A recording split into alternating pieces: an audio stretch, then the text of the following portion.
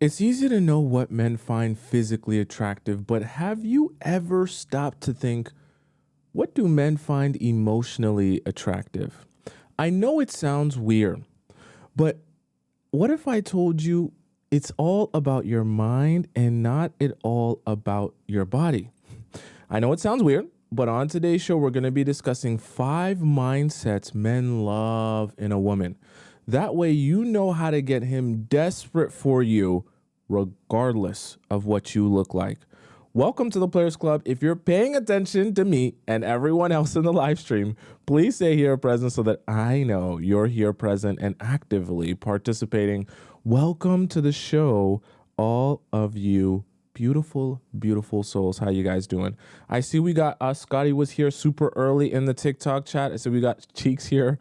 We got Panda here, Honey here, Sita here. Who else? We got Zyra here, Janet here, Inspiration here, Francesca here, Kayla T, Stephanie. And who we got over in the YouTube chat? We got Nays here, Tracy's here, Ivy's here. We got Kayla is here, Luna is here, Kendra's here, Irina is here, KB is here, Mary is here. Who else we got? I said Tracy now, she was first today. Welcome all you beautiful souls. And of course we got Missy America holding us down in the YouTube chat. Let's get right into it, guys. I love it. Let's get right into it. All right. So I want you guys to all be aware that today's topic is obviously going to focus mainly on emotions, and that's for a very specific reason. I never want you to get confused. Yes, dump trucks are amazing. Yes, yiddies are amazing. But what's even more amazing is if you can have the right mental and emotional approach to your relationships, because that's really what's going to keep and really intensely attract those men to you, okay? The dump truck's only going to take you so far before you're going to have to start figuring out how to become even more emotionally attractive to men and what turns them on, what gets them pursuing in order to get what you want, which is princess treatment and him to be pursuing you, all that good stuff, okay? So number one, we want to discuss the mindset and the mind frame that you bring into a relationship that everybody is equal. Okay, I know usually we save stop pooping time for later in the show, but early on in today's show, it's going to be what we classify as stop pooping time, meaning I want you paying very close attention, okay, very early on from today. When I say everybody is equal, here is the main mistake that you're making in your relationships when you're building with guys. See, it's very easy to go about things like normal and like regular when you don't really like a guy. A guy that's not that interesting that asks you out on a date, you might go out on this date because, you know, you have nothing better to do. If you like him, it doesn't really matter. If he's cool, it doesn't really matter. You don't really care how you present yourself. You're just like, cool, if you want to take me out on a date, sure, you can take me out on a date. And he does all this work to try to impress you throughout the date. And you're sitting here thinking to yourself, regardless of whether you do backflips or front flips, it's not really going to make me like you anymore. But sure, go on, right? But here's the thing, and this is where the mistake comes in. When you really like a guy or you meet a guy that you identify as someone that you really want this to work with, right? When you're thinking in your mind, what is my Prince Charming like, or what is my perfect man like? You meet a guy that you might not even know, or you meet the idea of a man, okay? That's another show for another day. But you start to fall in love with the idea of him and you feel like, oh no, yes, you're exactly what I'm looking for. You're exactly what I want. I'll never be able to find anyone as perfect as you are and how amazing as you are. So where does your mind go when you start thinking that way? You start thinking to yourself, okay, because I'll never again be able to find someone as perfect as you and as amazing as you, I'm going to give you special treatment. I'm going to make exceptions to my regular everyday rules that I wouldn't regularly make for any normal guy or any guy that I'm talking to or in a relationship with that I might not like that much.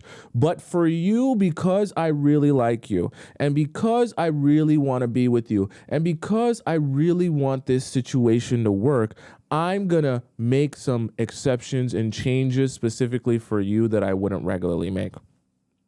That's a mistake. And the reason I talk about it being a mindset mistake and why you want your mindset to be that everyone is equal is because when he starts building this relationship with you and he starts treating you a particular way because you're in the process of learning him, you're going to start to understand how he treats you and goes about dating you and dating in general. whether you're receiving princess treatment, whether he's kind and respectful, or whether he's out there inconsistent, whether he's disrespectful, all that good stuff you're going to be learning in the process of building a relationship with him. And see, here's the problem. When you give guys special, unique treatment because I really like you and I really want this to work with you, the moment you begin to give them that really special, unique treatment, they identify that you're giving them really special, unique treatment, and they say, oh, that must mean I can get away with things that other people won't get away with. That must mean I can act crazy and do things that nobody else would be able to do. That must mean that the rules that apply to everyone else don't apply to me. And so slowly but surely, they start, rather than you thinking, oh, they're knowing that they're so special to me, so they're going to cherish that in their heart. What they end up realizing is, I'm so special to her, so maybe I don't have to do the same things that everyone else did. You know, all these other guys gave princess treatment. Maybe I don't have to give the same amount of princess treatment. And see, this is why I say it's a mindset mistake, because a lot of you, when you meet a guy that you feel is really special to you, that you feel, oh no, this is the guy I really want to end up with, not only do you treat him that way, but you actually confess to him how special he is to you and how unique you treat him versus how you treat everyone else, and how you give him exceptions that you wouldn't give anyone else. Tell me in the chat if you've ever met a guy and made the mistake of letting him know that I make a whole lot of exceptions in our relationships to you that I wouldn't regularly make for other people. You're thinking in your mind, oh, when I'm telling him that, he's going to feel so special in his heart that I'm making exceptions for him. No, it's a mistake. It's a mistake. When you're telling him that, you're actually confirming to him probably what he was already thinking, that I'm getting away with a lot. Now you're literally telling him, I let you get away with a lot. I let you do what you want, and regularly I would step on it. Regularly I wouldn't deal with it. Regularly I would literally walk away from this person. But with you, there's just something about you that I can't stay mad at. Something about you that I can't be angry at. You're just so much different than everyone else. I can't treat you the same. Mistake. And the reason I say when you have the mindset that everyone is equal, why that actually attracts men to you, because you might be thinking, wait, you're telling me by telling him he's not special, he's going to be more attracted to me? Yes. Yes. This is why I want you paying attention early, because I know that it makes no sense. I know that it sounds really stupid. I know that it sounds very backwards. But I want you to understand, men don't appreciate you more for giving them special treatment or making them feel like they're the most best person ever, that they never can make any mistakes. They actually respect you more when you set rules and boundaries and expectations and you don't break or fold on those. Because what that subconsciously communicates to them is, if it's hard for me, then it's probably been hard for a whole lot of other people as well. And if it's hard for everyone as well, that must mean there's a lot of value here, right? Because it's scarce and very unavailable to men. I know when I talk about this, I make it sound so transactional, but you need to understand that this plays a role in the psyche of men, whether we like it or not. It's the same reason business is all predicated on demand and supply, and balancing demand and supply, because when something is readily available to everyone whenever they want it, it doesn't make it seem very valuable. Vice versa, when something is in such high demand that it's always sold out and no one can ever get it or have access to it, or you need to jump through a whole bunch of hoops to get access to it, then that means that the value goes way, way, way up. And people are willing to do more and pay more for that item. Now, you're not an item, but the same psychology presents itself in relationships as well. It's the reason why the most successful businesses, the most successful businesses understand how to balance that. And the same thing for you. You can understand how to balance that. And one of the ways to balance that is to approach your relationships with the mindset that everyone is equal, meaning I have boundaries and standards for my relationships, and specifically how I will be treated by any man who is going to get access to me. If you dare not meet those boundaries and expectations, you will be banished from the kingdom. Do you understand me? There are no compromises. There are no coupon codes. There are no discounts. You either abide by the rules or you get the F out. Those are your only two options. Okay. And I need you to understand how that works and why that's such an important mindset, because that raises your value in people's eyes. And people eventually say, my only options to get access to you are to act right or to act right. You don't go to a Louis Vuitton store expecting a discount, do you? You don't go to the Gucci store expecting to see a 60% off rack, do you?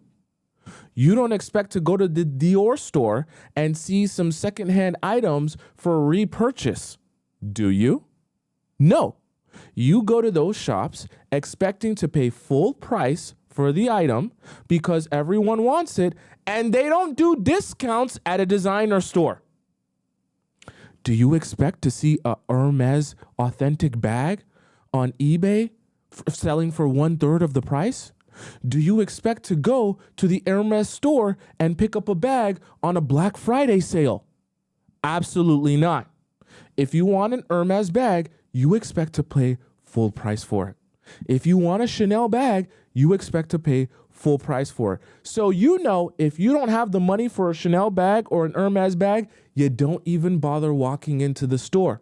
Because you ain't gonna bargain and get a discount. You ain't gonna find no sales rack. You ain't gonna be able to talk down the price or do anything to the price except for pay full price. And so I say that to say, you understand that the most valuable products in this world, right? The most valuable items in this world to buy, not that you're an item, are only available at full price. There is no discount for those things. Whether you're Cardi B, whether you're Justin Bieber, whether you're a bum on the street, whether you're a political figure, whoever you are, it's still full price. You want to pay for an Hermes bag? I don't care if there's $100 million in your bank account. I don't care if you're an influencer that can influence so many more people into purchasing the bag and you can post it 1,000 times on your Insta story. There is no discount for your Hermes bag. The most we can do for you is put you a little bit higher up on the waiting list so that you might have the possibility of buying your Hermes bag in this particular color a little bit quicker than other people on the waiting list. You still gonna pay full price though. We'll just bump you up on the waiting list to pay full price.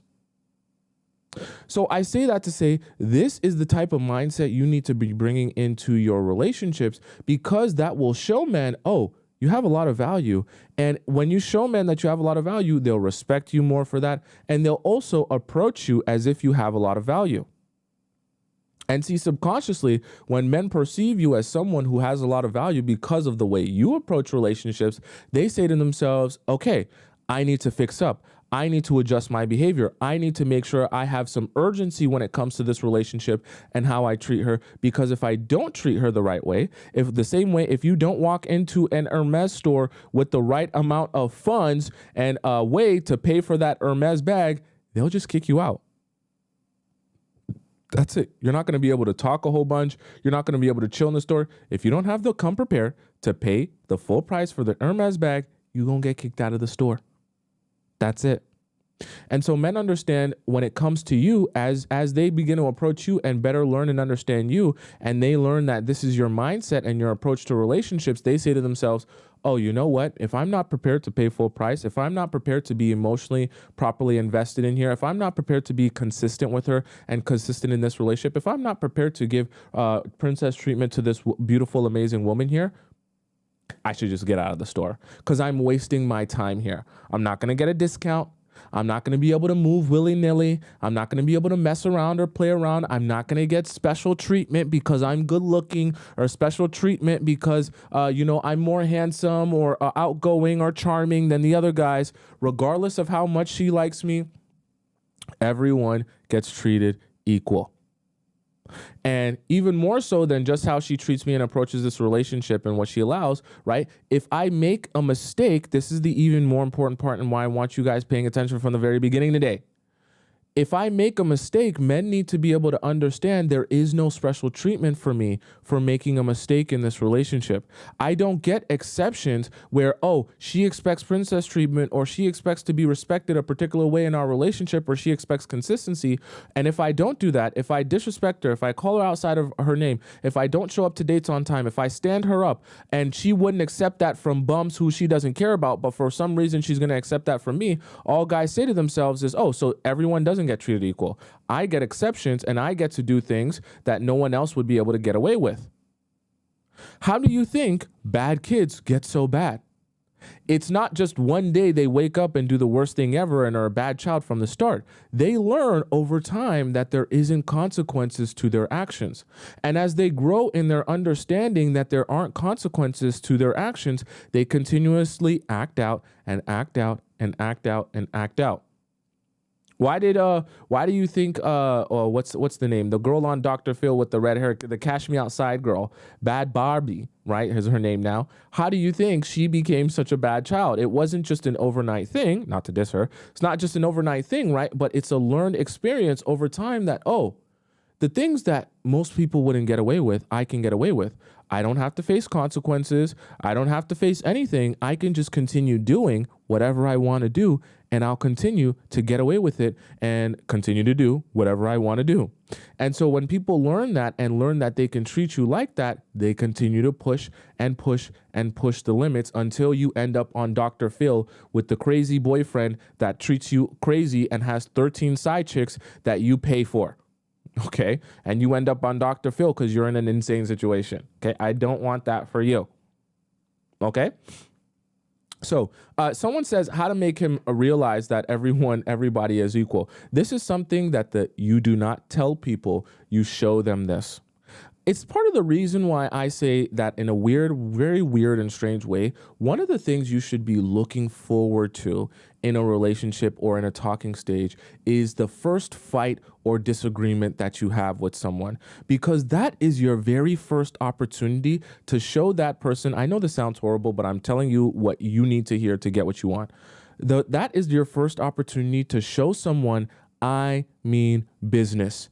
And if you are not prepared to show up for me in the way that I expect someone, my partner in particular, to show up for me, you will not get an opportunity with me. And it's a very good way to show someone from the very beginning that you mean business. Not tell them, but to show them. Because remember, at the very beginning, they're still learning you and understanding how you respond to certain things and understanding what they can and can't get away with. So when you step on things very early on in the relationship, you show them very early on, you're not going to be dealing with a whole bunch of BS. And if they expect to come here with a whole bunch of BS, they're going to have a very short time span spent with you. Okay? So you show them that everyone is equal by waiting for that first time that there's a slip up, whether he's disrespectful, whether he doesn't show up on time for the date, whether he flops on you, whether he doesn't know how to schedule things, or whatever it may be that leads to a disagreement, or he just doesn't show up for you how you expect. And you address it accordingly. And the best way to, most of the time, the best way to address the situation is to completely withdraw yourself from that person. So I'll give you an example of what I mean by showing him that everyone is equal. Let's say that you guys have planned a date for Tuesday afternoon, and you guys are supposed to go out on this date on Tuesday afternoon at exactly 3 p.m. You're supposed to go to the zoo at 3 p.m. And he scheduled this with you. He said he would pick you up at 3 p.m. He said that this date was going to happen at 3 p.m. You guys are chit-chatting. And when 3 p.m. on Tuesday comes, no text, no call, no reach out, no nothing. 4 p.m., 6 p.m., nighttime. The next day, he messages you and says, oh, my bad, I had something to do. Or in some of your cases, he doesn't even message you at all. An example of treating everyone equal would be, or let's not even say that he doesn't show up to the date. Let's say you're supposed to meet at 3 p.m. and let's say he then shows up at 5:30 p.m. He messaged you at 5:30 p.m. and says, I'm on my way now. Now, a version of treating everyone equal would be to say, hey, I'm not coming out. I'm not spending this time with you. See you some other time. And he might start saying this. He might start messaging you when you say, I'm not coming out or I'm not seeing you. He might say, what happened? I thought you said blah, blah, blah, blah. I thought we were going to go at the thing. And I was trying to tell you that I was going through this thing and I had so much work and da, da, da. No, we organized a date at 3 p.m. You couldn't be an adult enough to let me know that either you were running late, you had some other responsibility going on that was a priority. You were not capable of being an adult. I'm not coming out on this date with you. Now, you don't even have to go back and forth with him. You simply just have to say the one time, I'm not coming out on this date with you. You said 3 p.m. It's past 3 p.m. And then you just don't see him or speak to him for the rest of the day, no matter what he says or how much he honks outside of your door. That is an example of everyone is equal, because a lot of times, see, here's the thing. A lot of times, guys, as they continue to see you and meet you, they know that you like them. And the more that you show that, they understand that you like them. So they start to feel like I can get away with more and more and more. Not until you step on it. This is why there's always going to come an opportunity to step on things and show him that you mean business. Not until you step on it does he realize, okay, I can't push the boundaries that far. I can't go crazy with it. I can't go extreme with it. I'm not going to be able to get away with anything. And see, here's the thing. As soon as guys jackrabbit themselves inside of you for 90 seconds or less, usually less, they realize that that's kind of like the ultimate validation to them that, oh, you really do like me. Oh, I really am the exception. And that's usually when they start acting out, because they realize that you're now completely invested in me. You're now here with me. You're kind of stuck with me, because if you abandon me or you get rid of me now, you've basically wasted a body. Do you want to waste a body? And it almost becomes like a subconscious threat that they know you have on your mind. So they get to utilize that to their advantage to go to the extremes or to start acting out, knowing that you're going to be compromised. So Electrofield said it perfectly, that you're compromised now. And you feel like if you lose out on this relationship, or if you don't end up with him, that you wasted a body, right? And that's kind of the number one thing that puts you in a really precarious situation, is feeling like you wasted a body. So now you start saying, okay, I won't treat everyone equal. You can get special treatment. And I guess if you're a horrible person to me, I guess we'll let it slide this time. And I'll just pretend to live in a dream world where I feel like you're the perfect person, even though you're not. And I'll think about the times and the days that you were better to me, even though you're never good to me nowadays. Okay? We don't want that for you. We want you to approach it with the mindset that everyone is equal. Men appreciate, trust me, I don't care what men complain about to you. I don't care what they say they don't like, what they don't want. I promise you, men appreciate and are attracted to you when you treat them like you would any other guy. They are not more attracted to you because you give them special treatment. In fact, it's actually the opposite. They become less attracted to you knowing how much special treatment they're receiving from you, because they start to think to themselves, what can I now get away with, because I'm so much more better and so much more amazing than other people. Now, obviously, I'm not saying you should never compliment your boyfriend or compliment your husband, but I want you to be very, very careful just giving away all of your compliments, all of your appreciation to someone who has not earned that, and you cannot confirm yet is here for the right reasons. Because some people that you meet and you go out on dates with are not here for the right reasons, and the moment they know that you're giving them special treatment, rather than appreciating that and treating you well in turn, they're going to be thinking to themselves, perfect, I've got her right where I want her. I'm going to take advantage of the situation that I'm in now because she's giving me special treatment. Are you understanding what I'm saying? Right? So you want to make sure that you treat everyone equal. Lay says, what if you're in a relationship though? You can still treat everyone equal, even in a relationship. I assure you, and I know that it's scary. I know that it's scary for you to set boundaries and have those boundaries be the same boundaries for him as other people. But I can assure you, people will respect you more for setting boundaries with everyone the same, right? And in return, in turn for that respect, the men that are in your life that actually want to respect you and are okay with respecting you, they will have no problem with you setting boundaries, okay? Someone who actually respects you will have no problem with you having the same rules, standards, and expectations that you do for everyone. No one that actually wants to respect you will have an issue with that. The only people in your life that will have an issue with you setting the same boundaries, the same standards, and the same expectations that you have of everyone, the only people that have an issue with that are people who are trying to take advantage of you. They'll complain that they don't get to, that you're a hard butt and you're a drill sergeant and they don't get away with everything and get special treatment from you and without having to ever think about what they're doing or abide by any standards or expectations. People who want to take advantage of you will complain. People who aren't interested in taking advantage of you will have no problem with your standards, boundaries, and expectations. In fact, they'll respect you for that. I can assure you, that's part of why we joined the Players Club. I don't want you to get nervous and start sweating anytime you think about setting boundaries or having standards. That's the number one thing that's like messing all of your relationships up. You start getting nervous and you start sweating and you start thinking to yourself, he's not going to like me if I have too many boundaries and expectations. I can assure you, when he really is interested in you, it will not be an issue whatsoever. Not at all. Don't get nervous. Don't start shivering, because you will find the man that can respect those boundaries and abide by those standards and expectations. Okay. So everyone is equal is number one.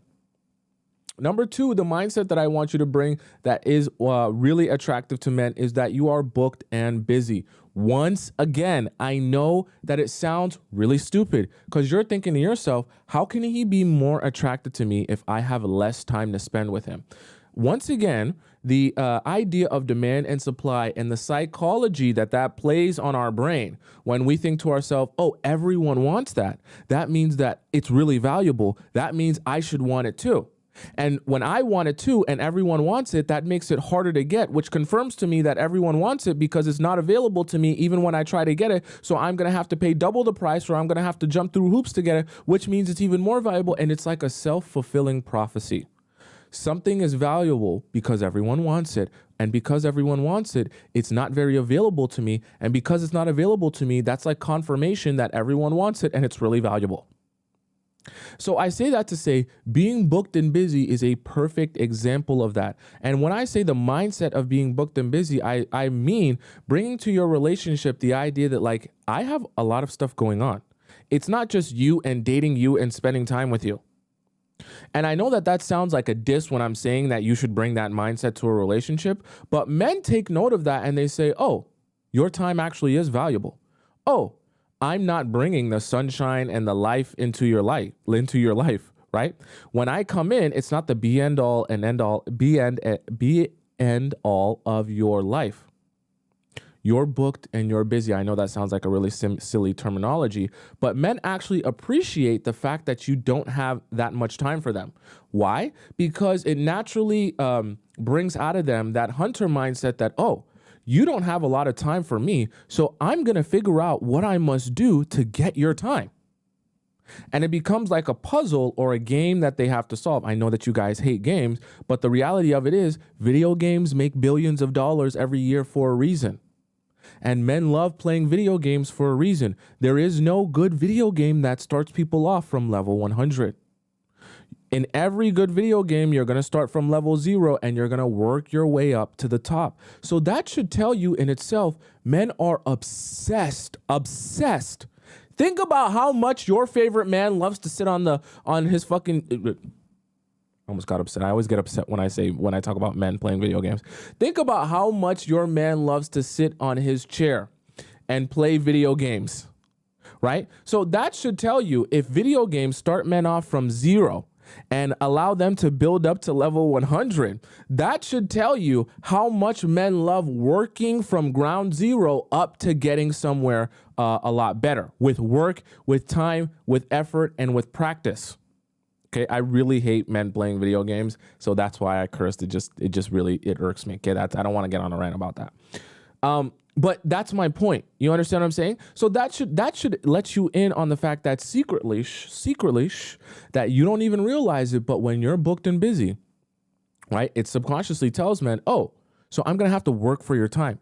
It's not just you're available 24/7. It's not just every single day, 24 hours a day. If I wanted to spend time with you, I could, because literally there's nothing else going on in your life, right? It's, oh, let me make sure I plan with you. Let me make sure I schedule with you. Let me make sure I plan ahead specifically with you so that I can make sure that you're free, because I know you're booked and busy. You got a lot of stuff to do. You got a lot of stuff going on for you. And it reminds men that when they come into your life, that your life didn't start moving and spinning around simply because they stepped into it. That your life has always been moving around, always having things to do, always having time spent doing other things. And that when I step into your life, it's just an addition if I bring good things, but it's not like you need me to be there. And I know that it sounds horrible because you're thinking, how can a man be more attracted to me because I have less time to spend with him? It's simply supply and demand. When you show him that there's a lot of demand in you, not just that other guys want you, but other things in your life are also competing for your time, it tells him, I'm starting from level 0 and I have to play a video game and I have to earn more and more time. I have to do more things to get time, whether it be planning ahead, scheduling ahead, taking her out to a fancier place, making sure that I do more things for her, giving her princess treatment so that she'll want to spend more time with me. And it becomes like a video game. You're not a video game, but I just want you to understand how it plays on the men's psyche. The same way they love to sit down at those video games, start from level 0 and build up to level 100, they actually subconsciously want to be able to do that with you. They don't want to meet you for the first time, and the first time they meet you, you want to spend all of your days with them and the entire week with them. It only communicates to them, oh, I literally just started playing this video game and I'm already at level 100. So yeah, I might play this video game for the first week and be interested in it for 1 week, but after I've been on level 100 for 1 week and I've done everything I needed to do in the video game, I start looking for a new video game to play. Because men always need new challenges, which is why they love playing video games. And the best video games know how to make reoccurring challenges, which is why for you, you can also understand how to implement that same thought process and approach in your relationships. When you're booked and busy, it always feels like there is a challenge in getting more and more and more of your time, which is good. Men become attracted to you when they feel like they actually have to compete for your time, when they feel like they actually have to do things for your time. They feel like they actually have to impress you. They feel like they actually have to press you. Okay? I know that it sounds strange and it sounds silly that men would be more attracted to you by you giving less to them, but it's the truth. Dream girls are dream girls for a reason. Men end up wanking off to women that they don't know, that they only see on Instagram or on OnlyFans for a reason. Because they don't know them, and the fact that they don't know them and feel like they can never have access to them makes them like this dream figure that they can never have access to. It's weird and strange, but those are the men that the men fantasize about. And the women that the men fantasize about. And the women that they don't fantasize about are the women that they literally could call up any day that they want, anytime, and get to come over to their place at any point in time, like DoorDash. I can promise you they don't spend any time fantasizing about those women. And when they're talking to their guy friends, they wouldn't be telling their guy friends that my dream girl is the girl who's available to me 24/7, that I never have to put in any work for. I don't want to hurt your feelings. I want to just give you some knowledge and some understanding that you can take this with you and realize what the best approach is. Okay? Lida says, but what if he says that he doesn't see himself in the position to impress me? Then what should I do? I think you said at the end there. If he says that he doesn't see himself in a position to impress you, then that's perfectly fine. Then that's not the guy that you're looking for. You need to have it set in your mind, like we talked about earlier, everyone is equal. So if I expect princess treatment as a woman, right? I expect princess treatment as a woman, period, full stop. If you're not prepared to do that, you don't have the facilities to do that. You don't have the facilities to do that, big man. That's perfectly fine. I will be moving on from you. That's not like you. Sometimes you guys get so caught up in how do I negotiate with him, what treatment I get from him, or how he treats me in this relationship. And I always have to remind you guys, you do realize you're the woman, right? You do realize that majority of the time how it should be. I hope you're not approaching men. But like, if you're the woman, that means he's approaching you. That means he's reaching out to you. That means he's telling you, I like you and I want to get to know you. that means inherently he wants something from you, whether it be emotionally or physically in between your legs or both.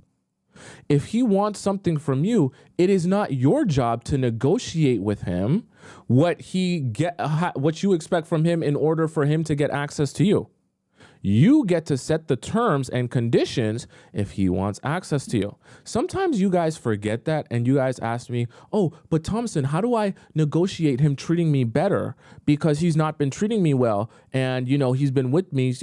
You don't negotiate that. He wants something from you. You tell him or you let him know these are your standards. These are your expectations.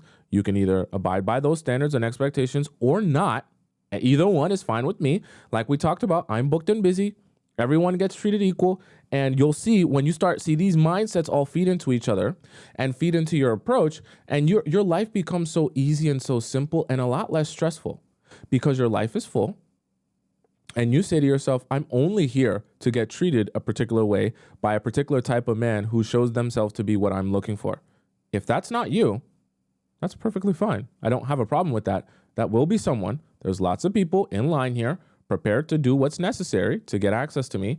And if it's not you, perfectly fine. You can go find someone else.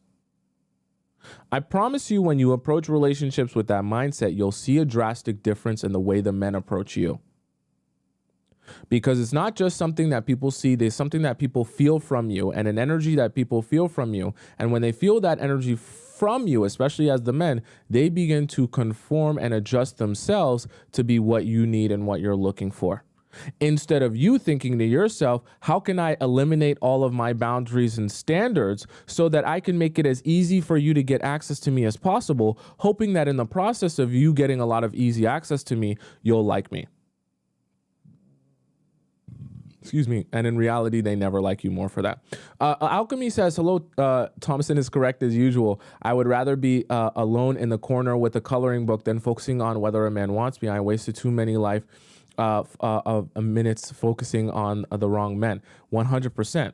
I know that this is called the Players Club, and I know that we talk about men and their perspective and their approach to relationships a lot, but I want you to understand that the reason I'm communicating that to you is so that you can reverse a lot of the things that you've been thinking about your relationships and how to best approach men, because the reality of it is setting boundaries, setting standards, having respect for yourself, and doing things outside of just trying to figure out how you can do the most for a man actually makes you more attractive. So in the weirdest way, the most attractive version of yourself that we're going to talk about is actually the version of yourself that is at least thinking about what you need to do for those men. Weirdly is enough. I know it sounds really stupid. Probably no one else is going to explain it to you like that, but honestly, that's the truth. Okay, all right. So number one was everyone is equal. Number two is being booked and busy. Okay. Someone says, how can you reverse our first actions? The best way to reverse those actions, probably want to go on my YouTube page, which is right above my head on the right side of the screen. It's just my name. Type in on my YouTube my name, and then type in how to get your power back. Watch that video. Watch the live stream because it's like 2 hours long. That way you can understand how to reverse a lot of these things that you've been doing if you've made the mistake in doing those things in the first place. And now you're in the relationship and you're thinking, how do I undo them? Okay. So first off is everybody is equal. Number two is being booked and busy. Okay. Number three, the number three mindset I want you to approach with, and actually I want this to be a second stop pooping time for some of you. Okay. Actually, for all of you, I want this to be second stop pooping time. So if you're pooping, snip it off and suck the rest back into your colon. Okay. And I want you paying attention, and I want you to get your hand out of your pants. Look in my eyes now. This number three mindset, I want you to approach in your relationships that you only get one shot. I want to repeat it again. You only get one shot. When you go, I want to ask you a question so that we can all be of the same understanding. If you are going to apply to a job, and let's say this job pays a six-figure salary, crazy benefits, dental, medical, everything you could possibly think of as a benefit. They even pay for your house and your car. You're like, oh my God, this is the best job ever. Oh my God, I literally have the qualifications for this job. Oh my God, if I got this job, my life would literally be set forever. Okay. Benefits galore, money galore, everything galore. Don't even have to go into the office, barely have to do any work. So you go ahead and you apply for the job.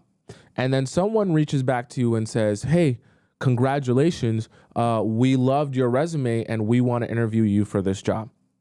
You go to the interview for this job. Let's just say it's in person. I know it's 2024, but let's just say this interview is in person.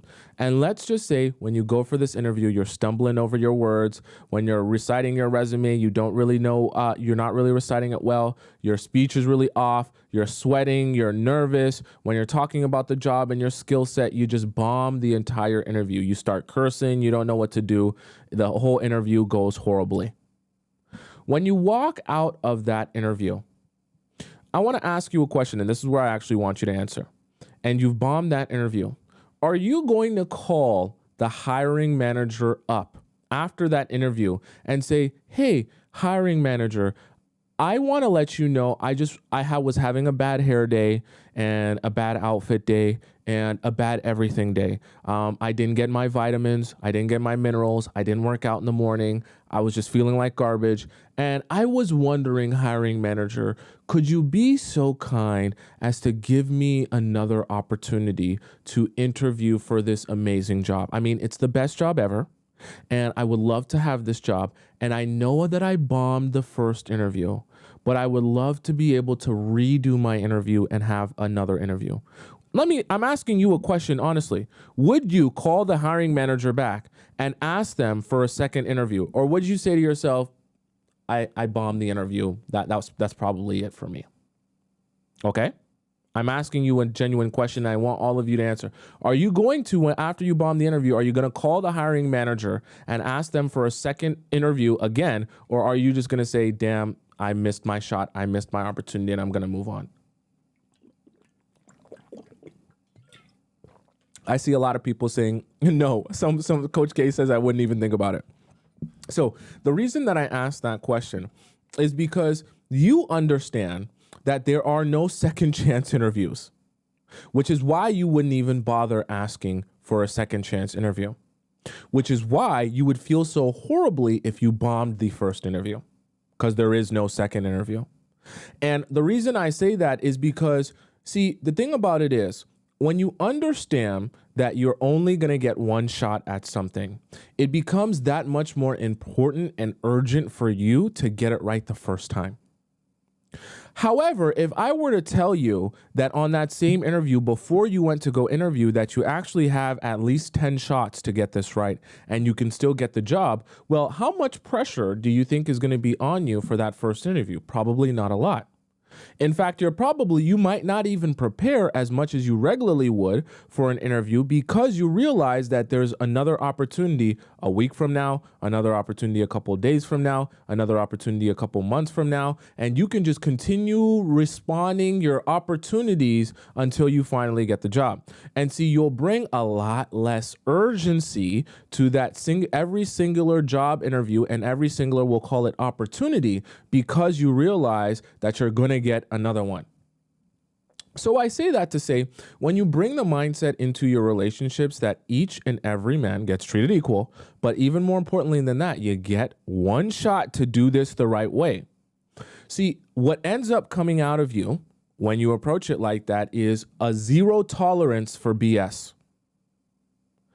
I know that this makes you I'm making it sound like you should be a drill sergeant, but I'm telling you, the best way to be attractive to men is to be a drill sergeant. Not to be a maid scrubbing your sponge on the floor squeaky clean, trying to figure out how you can wash the pans, how you can do the dishes, how you can clean the stove, clean the microwave, clean the floor, give him a handy, and give him a footy all at the same time. Because men don't end up respecting you for doing all of those things for them. They only end up overlooking you while you're on your hands and knees scrubbing the floor at someone else who they want to pay all of their attention and time to. So always the most attractive version of yourself is someone that is firm in your stance and approaching your relationships with the mindset that everyone that is going to have access to me gets one shot to show me what they got. You're on this date with me. That's great. You're on this date with me. That's awesome. You're showing yourself so far to be someone I like. That's awesome. However, if you start messing up so crazy, you start disrespecting me so crazy, you start being inconsistent with me so crazy, you want to disappear for 1 month, 2 months, 3 months, don't you dare think that you're going to disappear for 3 months and you're going to come right back and things are going to resume just because you apologize.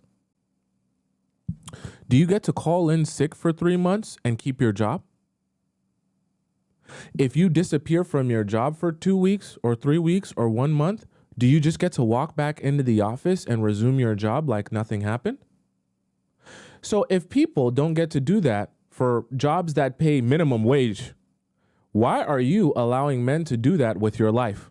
Is your life not more valuable than a minimum wage job? So why are you allowing people to walk in and out of your life willy-nilly as they feel like it and get multiple opportunities to only mess up and make the same mistakes over again? Why? Because you like him? Why? Because he's a little bit better looking than all the other guys you usually dated? Why? Because you want to make exceptions for this man that you haven't made for other men?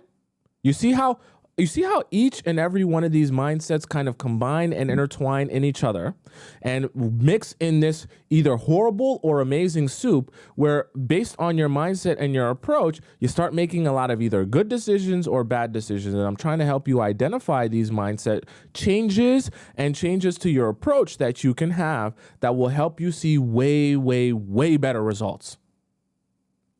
Stop making exceptions for guys. Stop allowing them to have multiple opportunities, or even first of all, approaching the relationship like he's supposed to be able to get multiple opportunities. Right? Because when guys understand and start to feel from you that they're going to be able to get multiple opportunities out of you, they will do that. They will take this opportunity to utilize their multiple opportunities. And they, like, same way when we talked about with the job interview, they won't approach it with a sense of urgency. They won't approach it like it's serious. They won't approach it like this is their only opportunity to do the right thing. They'll approach it as, if I make a mistake today, I can make a mistake tomorrow, I can make a mistake the next day, and I can just keep making mistakes and keep coming back on those mistakes. Katie said like used batteries. That's pretty funny. Okay? I don't want that for you. And I don't want any of you to get treated like that. Okay? By the way, thank you to Flo, who donates like 400 coins in the TikTok. I don't really know how much coins are valued at, but thank you so much. It's a lot of coins. Thank you, Flo. Okay? And thank you to anyone else who donates. So do you guys understand what I mean so far? Right? Someone says, I think it was Lily that says, what if he comes back after a breakup? So this is part of the thing when we talk about you only got one shot that I want you to all understand. Yes, people are capable of apologizing for the mistakes and fixing those mistakes and working on those mistakes, which is why I have a whole show dedicated to what to do when a man comes back, because you need to be able to identify the difference between someone coming back because they're actually prepared to make a change and know what it was that is the reason you guys broke up in the first place and want to know how to adjust that so it doesn't happen again, versus someone who's just coming back because they think since a couple of months or a couple of weeks have passed, you probably forgot about it, or you're so anxiously attached that you don't want him to be not in your life anymore, and you'd rather just forgive him even though he hasn't apologized or fixed anything, just because you want things to go back to normal. Okay, so there's a difference between those things, and I have a whole show dedicated to what to do in that scenario so you can understand how to analyze that situation to extract the answer from that. Okay. But the main thing I want you focused on is that you should be thinking in your mind when you start dating someone, you get one opportunity to do this right. And if you don't utilize that opportunity the right way, you're cooked. Because other people want this opportunity similar to other people wanting this job opportunity. And because other people want this job opportunity, they're going to take it seriously. And if they're going to take it seriously, I'll just hire one of them to get the job. If you don't know how to do this interview right, if you don't know how to take this job application and job role seriously, I'll find someone else who is taking it seriously, that knows what to do and knows how to treat me. right? Like I say, when you start to adopt these mindsets, not only do you become more attractive to men, but you also make your life so much more simple. And you become so much more happy and peaceful in your life because your life is so simple. No more do you have to go back and forth in your mind and what is he thinking? What does he want? Does he like me? Does he want to be with me? Is me holding out on sleeping with him making him not interested in me? Does he not want to be with me? Does he like another girl? No. You rid yourself of going back and forth, losing your marbles about what he wants from you and if he likes you. And you start thinking to yourself, do I like him? Is he showing me the things that I want to see in my relationship? If he's not, then I don't waste my time on him. Very simple. Very simple. Okay? Right? Salma says, I'm an HR recruiter and what he says is facts. Yeah. Take it from someone who's done, I've done a lot of job interviews myself. I haven't been a recruiter, but I've done a lot of job interviews myself. I've done really good in some and I've bombed some. I can guarantee you in none of those do you get any opportunity to do the interview over again. You get one opportunity to get a good job one time. If you don't impress, the first time, someone else will get the job. And nobody's going to feel sorry for you because you bombed the interview. They're going to move on to the person who did it right. And I say that to say you want to approach your relationships the same way. You get an opportunity. Everyone gets a fair shot to do it right. If you don't put your best foot forward, if you don't utilize and seize this opportunity, too bad, so sad. We're going to move forward with a different candidate. You gotta be ruthless sometimes. You gotta be ruthless. Okay. So number one is everyone is equal. Number two, you're booked and busy. Number three, you only get one shot to do this thing right. And number four, now this is going to sound weird. And I want you guys paying attention to this because it's going to sound really weird. And I know it's going to sound a little bit cocky and arrogant, but I can assure you it does do the thing that you want, which is attracting the men and being more desirable to them. Okay. So number four, when men give you princess treatment, especially when a guy is coming into your life and giving you all the things that you've ever wanted. He's, holding doors open for you. He's paying for dinners. He's getting you gifts. He's being so respectful to you. He's understanding. He's patient with you.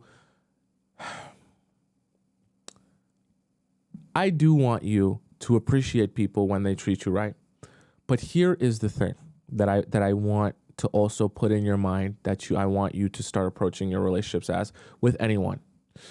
See, one of the mistakes you can make in your mindset and your approach is that when someone starts treating you well and right, like you've always wanted, you start to make them feel like this is something brand new for you, that you've never experienced and could never fathom being treated this well.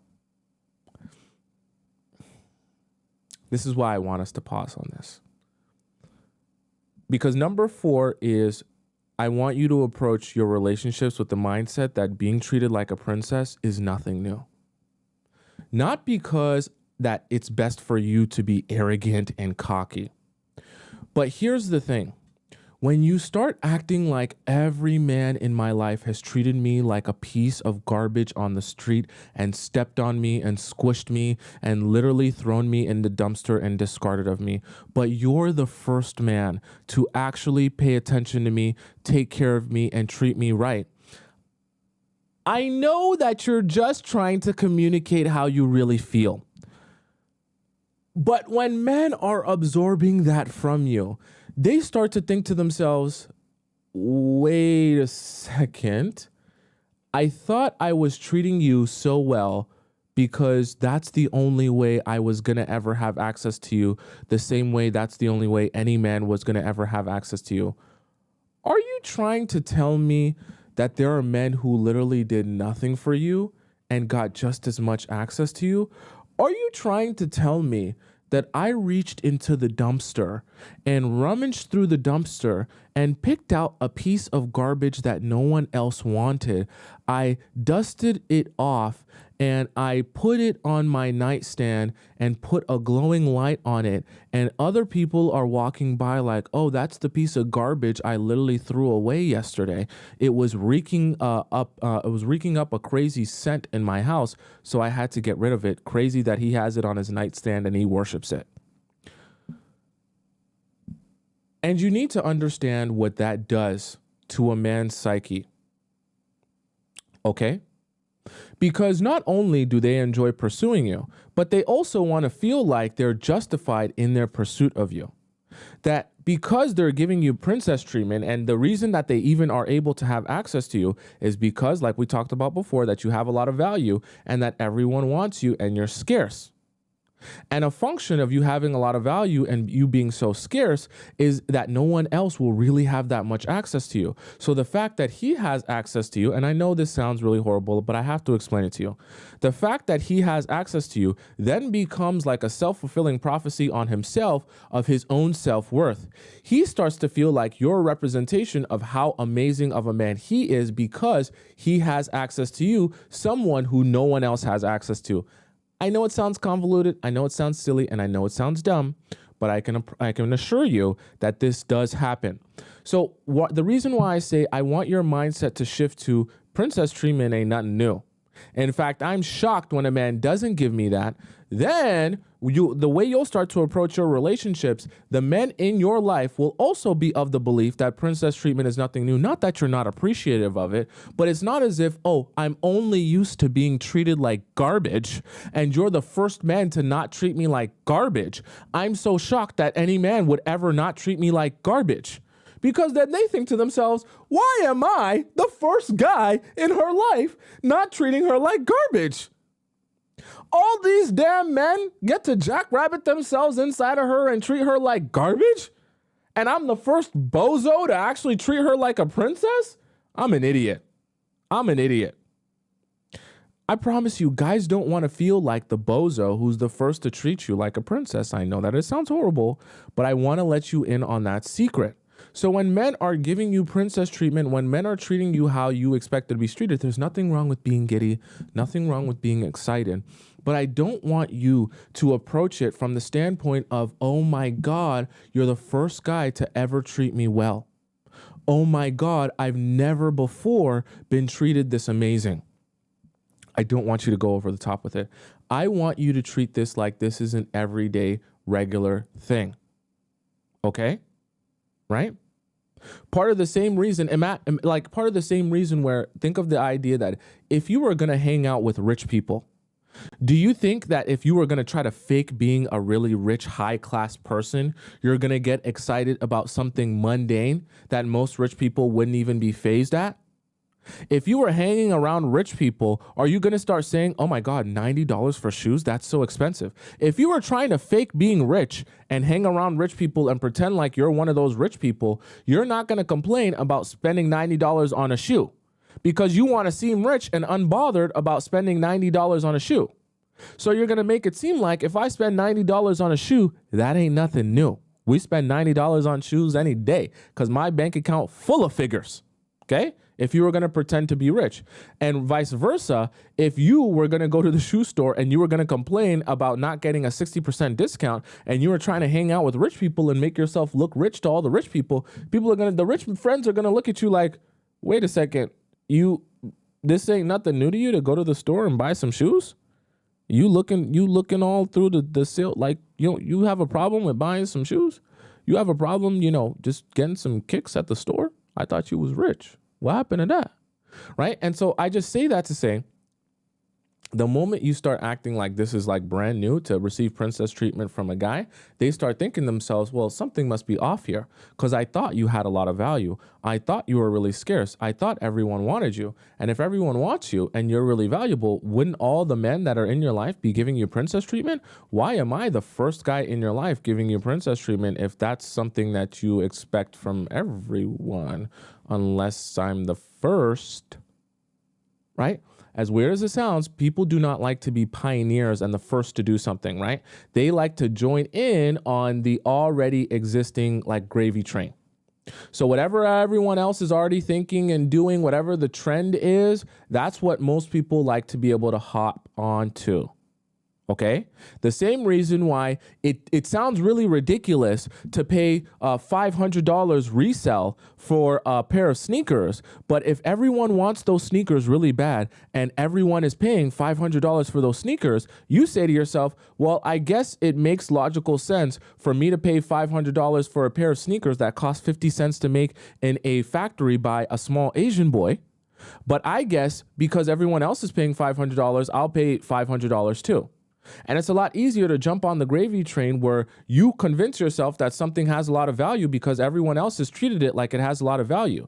So sometimes, as strange as it sounds, bringing the mindset that this is nothing new, that everyone treats you as if you have a lot of value, also confirms to men that you have a lot of value. And as weird as it sounds, it makes them more attracted to you because they're convinced that you have a lot of value. I know that it sounds very strange. Okay.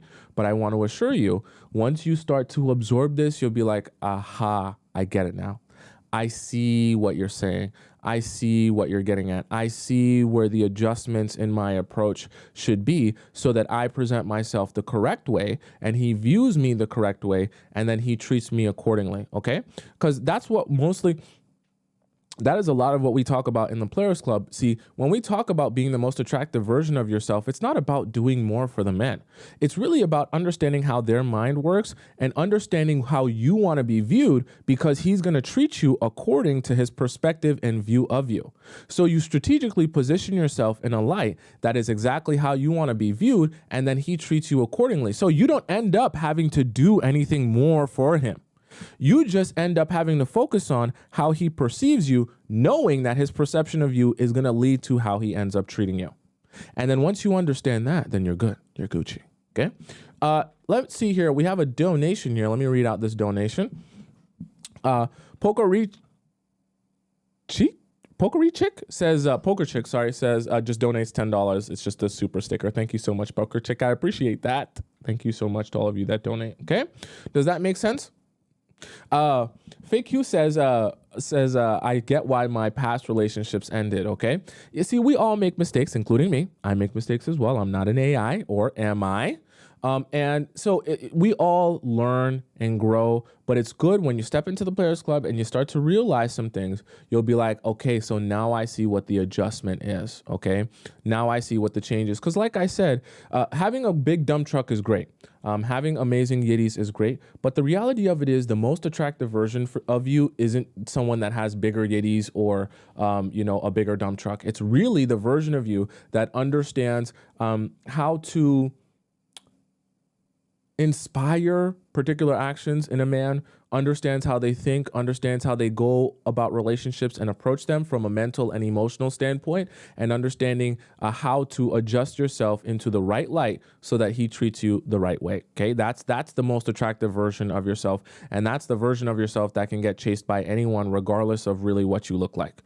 Looks do matter. I won't pretend like they don't, but they don't matter as much as you're imagining they do. Okay, you're not at a loss because your dump truck isn't as big as the next girls on TikTok. Okay, right?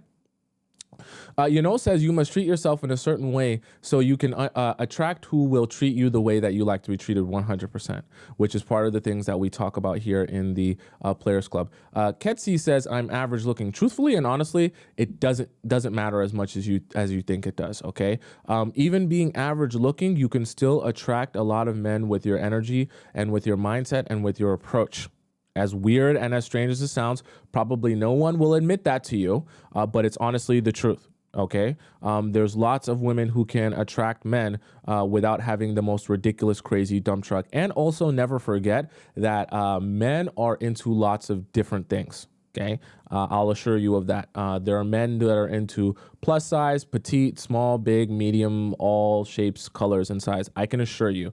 Men definitely have some different preferences. Not every man has the same preference. So never lose sight of that, okay? Never lose sight of that. Does that make sense to you guys so far? Cass says, is this real or is this a recorded video? It's 100% real. I can 100% see all of your messages, okay? Nikki says, Ben don't care for real. They love mid women with Rogan humor. That's pretty funny. That's pretty funny. Men have all different preferences. Don't ever get stuck on the idea that men only have one particular preference. Now, obviously, there's overall standards to beauty, but don't think that because you have one particular physical trait that maybe is less than other women that you're all of a sudden, never gonna find a good man. That's not how that works. Okay, so number one is everyone is equal. Number two is being booked and busy. Number three, you only get one shot. Number four, this ain't nothing new. Okay. And number five, and one of the most important ones here is that your life is full. Okay. You need to approach your relationships from the standpoint that, hey, I like you. I might even want you. But before you stepped into my life was already complete and full. Not that I don't need you or that I don't want you to be in my life, but you being in it is cool and amazing. You also not being in it is still cool and still amazing. I know, once again, like being booked and busy, that you're thinking, but Tomisin, that doesn't really even sound like I want to be in a relationship, Tomisin. Like, why would I not want to be in a relationship? Why would I want to have the mindset that I don't want to be in a relationship? As weird as it sounds, the moment you let go of the idea that I have to be in a relationship or else I have no value, I have no fun, I have nothing interesting to do in my life, that is the moment where you'll actually find the best relationship. Because you won't be so hyper fixated on just having a relationship. Instead, you'll be more fixated on learning and understanding that person because you don't need them to be in your life for your life to be interesting. So you won't feel like you have to compromise what they bring into your life so that you can have this person, you can have a relationship. Because the absolute worst thing for you to do is to hop into your relationships or start dating people when you have the mindset that I need to be in a relationship. If I'm not in a relationship, I don't have value. If I'm not in a relationship and I'm not someone's girlfriend, then my life is literally boring. My life is literally useless. And I need something to focus my time and energy on because I have nothing going for myself. So I need this relationship to work out so badly. When you have that mindset, the moment you sit out in front of a person on a dinner date, you're going to be saying to yourself, you're literally going to be convincing yourself that anything they say or they do is not a big deal, that you can still work this out and be in a relationship with them. Why? Not because it's actually not a big deal, but because your priority is more on being in a relationship than it is on being in the right relationship with the right person. So everything they say and do that is not in line with what you want or what you're expecting, you're literally going to throw it out the window and pretend like it doesn't exist. That's why some of you end up in relationships or situationships that have lasted for years, and only after years are you saying to yourself, none of this is working out. I don't like the relationship I have. I don't like the dynamic that we have. I don't like the way that I'm treated, and this is all horrible for me. How do I fix this? And the thing about it is, you fix it by starting off dating people from the perspective that let my life be full first. When my life is full, then I'll be able to decide properly and clearly that when I'm sitting in front of you on this date, do you actually bring something positive into my life? Do I actually enjoy spending my time with you? Do I enjoy how I'm being treated by you? Do I enjoy this relationship overall? If the answer to that question is no, then I don't need to be spending my time with you. Simply because I will still have a great full life without you in it. You cannot start dating people when the life that you're living currently is just sitting around watching paint dry.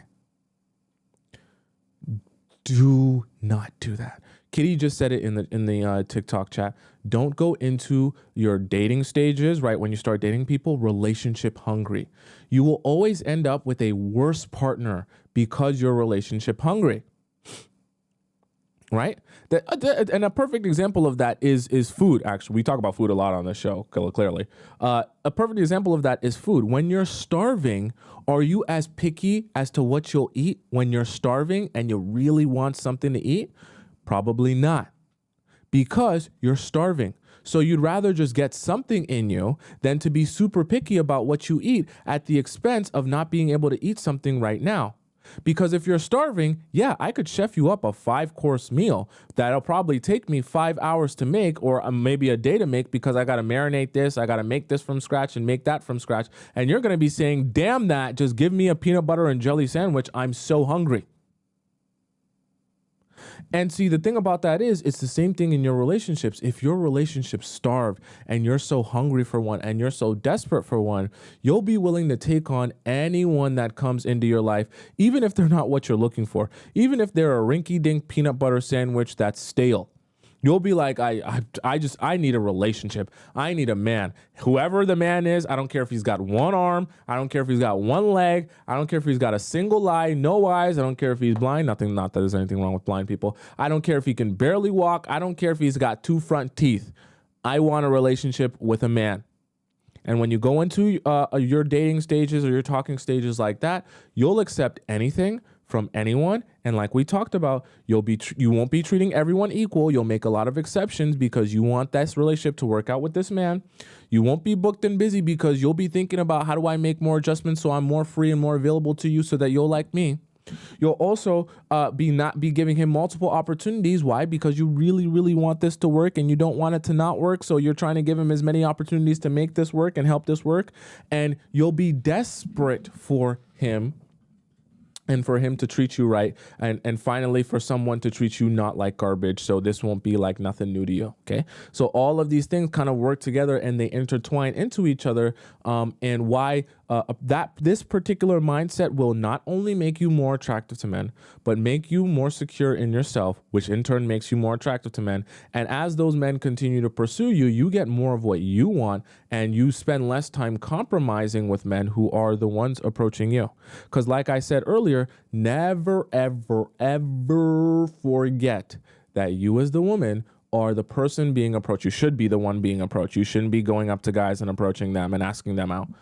Assuming you're the one being approached, it then is your job to say, okay, I'm going to analyze and decide on whether or not you're going to get access to me. It's not your job to compromise and negotiate with him on what it takes to get access to you. It's you that he wants access to. You get to set the rules. You get to set the standards. You get to set the expectations. Okay?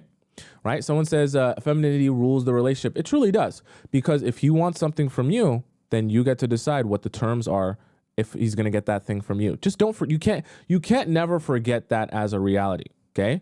And that's the other thing. I don't want you guys don't let men in your life, whether they be podcasters, whether they be relationship gurus, whoever they may be in your life. Okay. Cause I'm just a human being.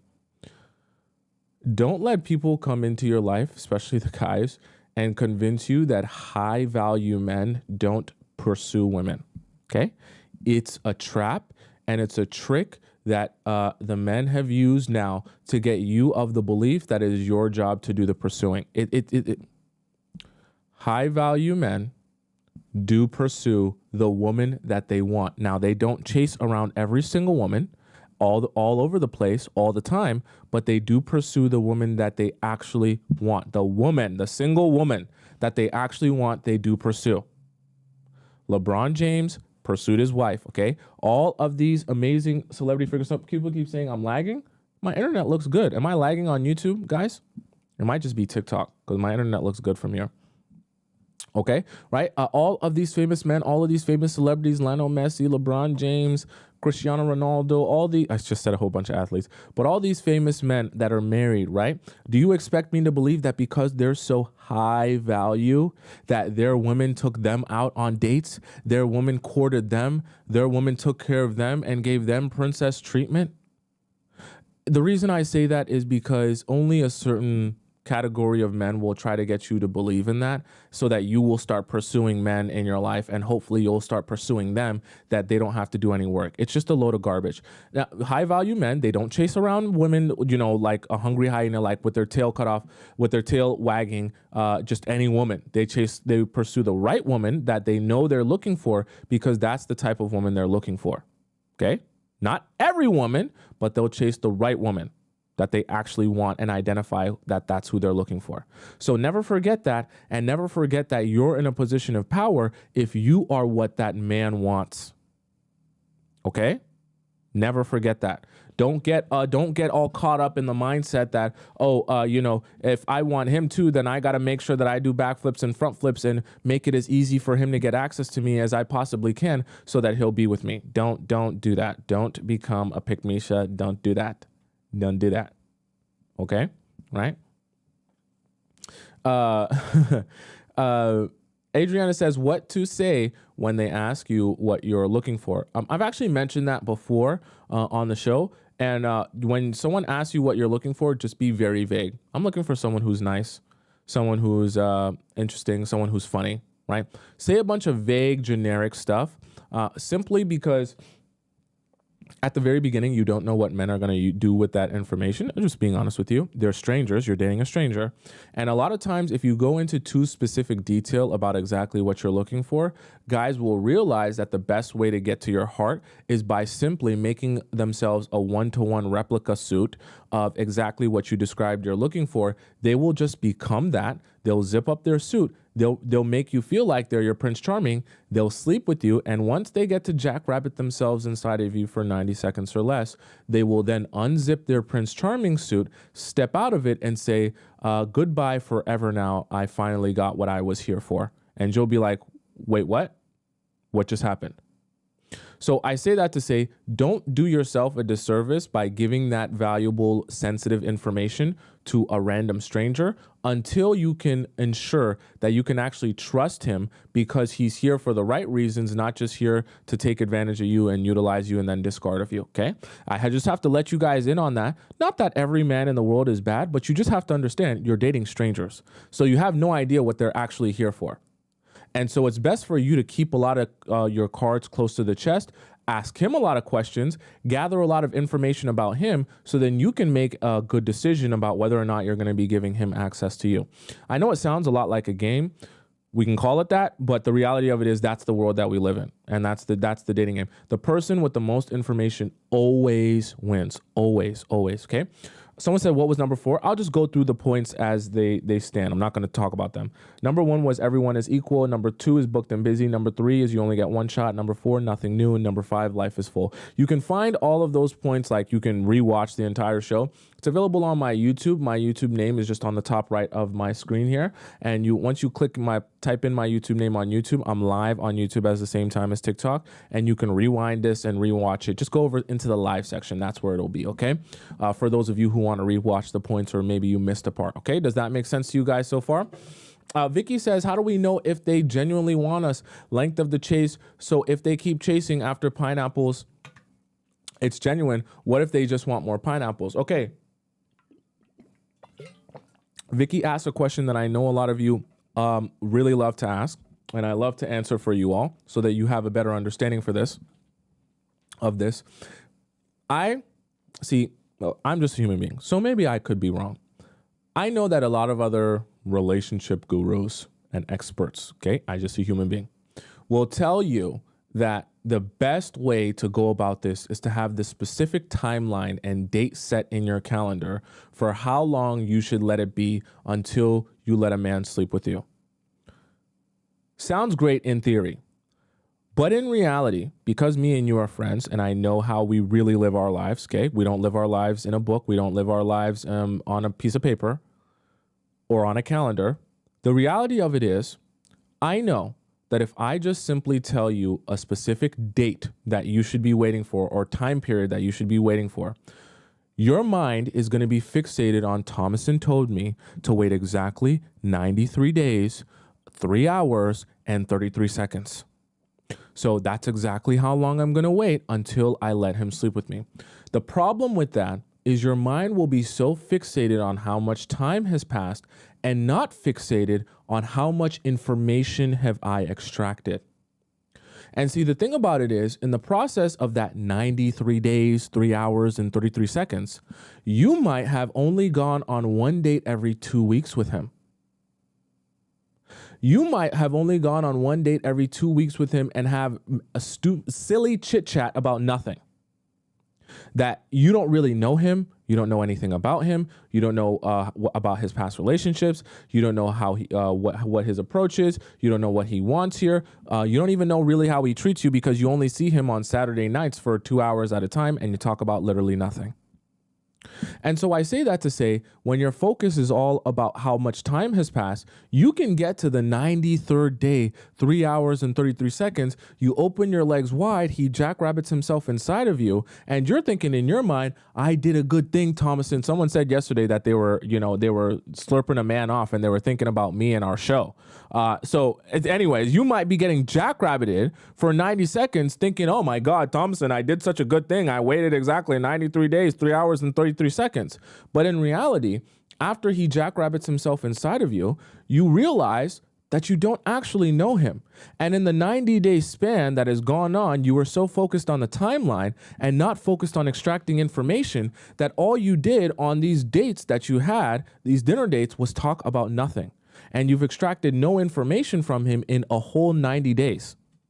And now you finally slept with him and you still don't know anything about him. So the same thing happens. You get tricked into sleeping with the man and then you realize afterwards that he's actually not what you thought he was. Which is precisely why I tell all of you, rather than focusing on a timeline or how much time has passed, be focusing on how much information you're extracting. How well do you know the person? Have you not only... See, I always tell you guys, this is what I want you to never forget. I never want you to feel like you actually know someone until you see them in a range of emotions.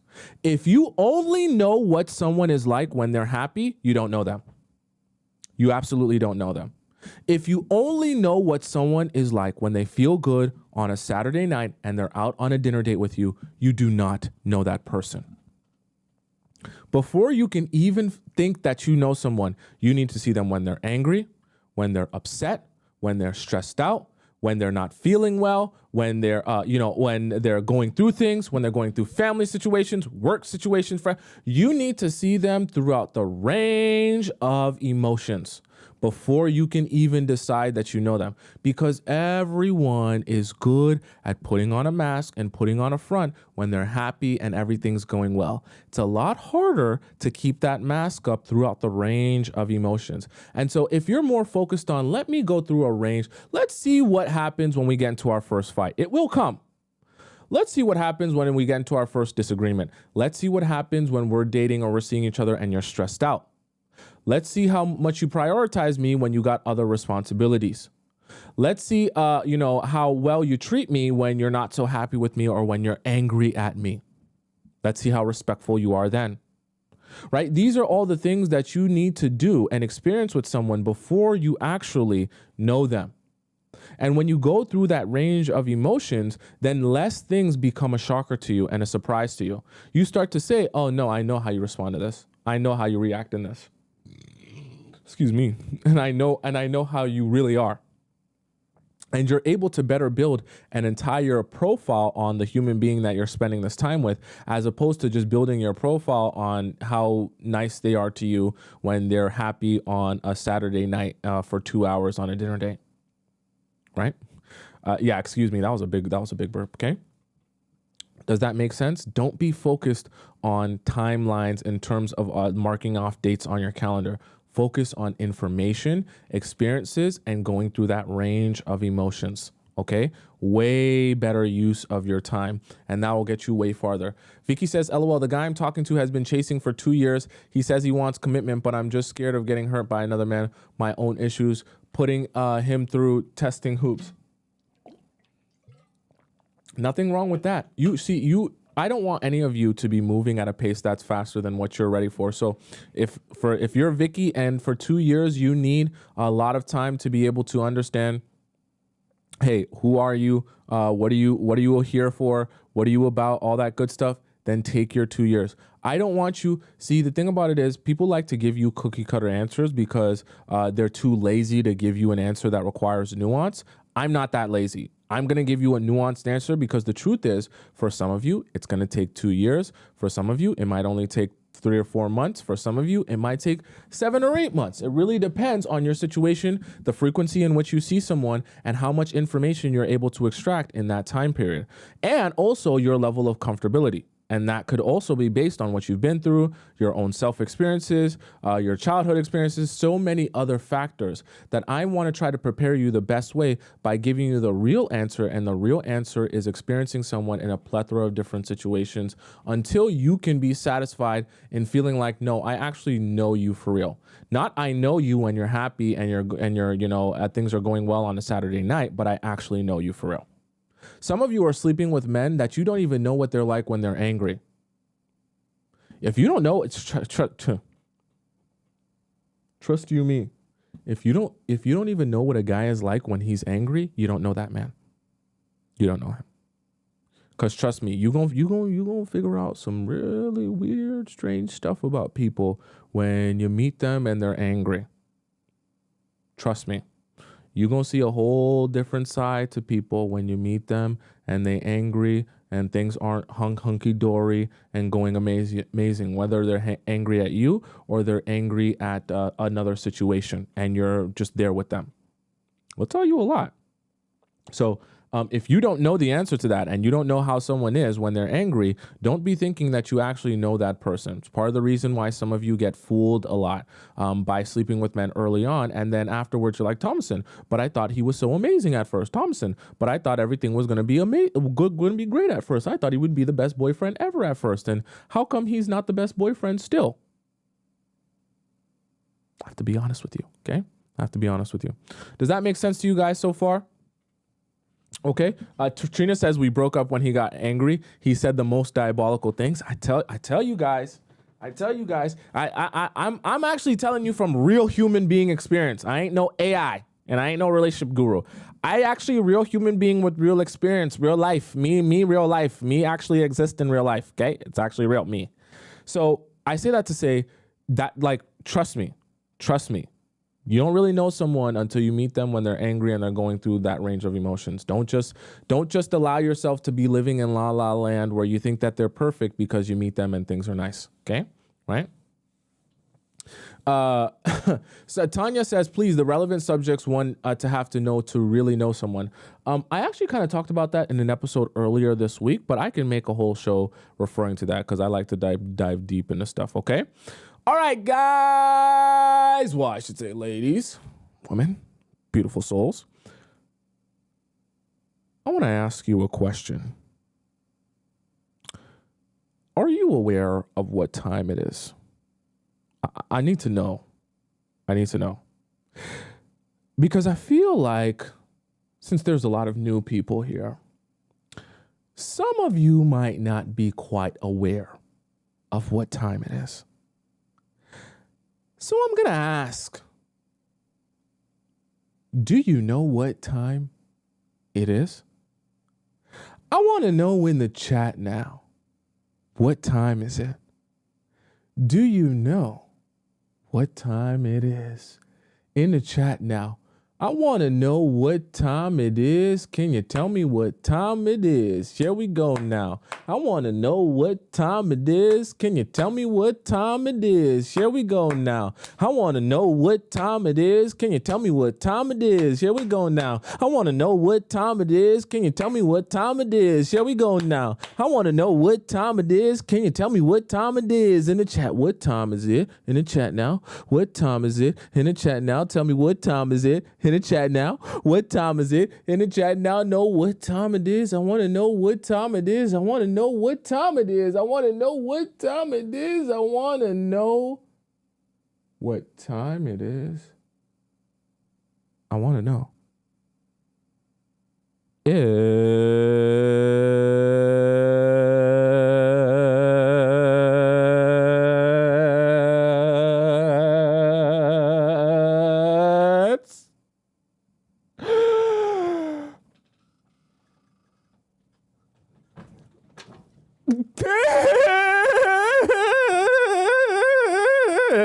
Scored time. Okay, guys, let's hop into the Discord where we have some amazing questions. For those of you who are confused, it's okay to be confused. You'll learn something. So basically in the Discord, we have our Players Club Discord chat channel where all the amazing members of the Discord get an opportunity to ask me personal questions about their relationship or their situationship, and I answer them live on the show, and the chat gives their 2 cents as well. Now, there are 2 ways you can send in your question to the relationship advice Discord, or the Players Club Discord. Now, you have the free section of relationship advice where you can send your question. It is first come, first serve, so I have to answer the questions based on the oldest one. You can just submit it, and I'll answer it when I get to it after I answer all the other ones. Now, the problem is, as you see me scrolling, there's hundreds of questions in the free section, and if you ask yours today, it'll take me a little bit over 1 month to answer yours, okay? That's not to be mean to you. I just have to go in order of first come, first serve, and there's a lot in here. Now, you have another option if you want to skip the line and you just are super impatient.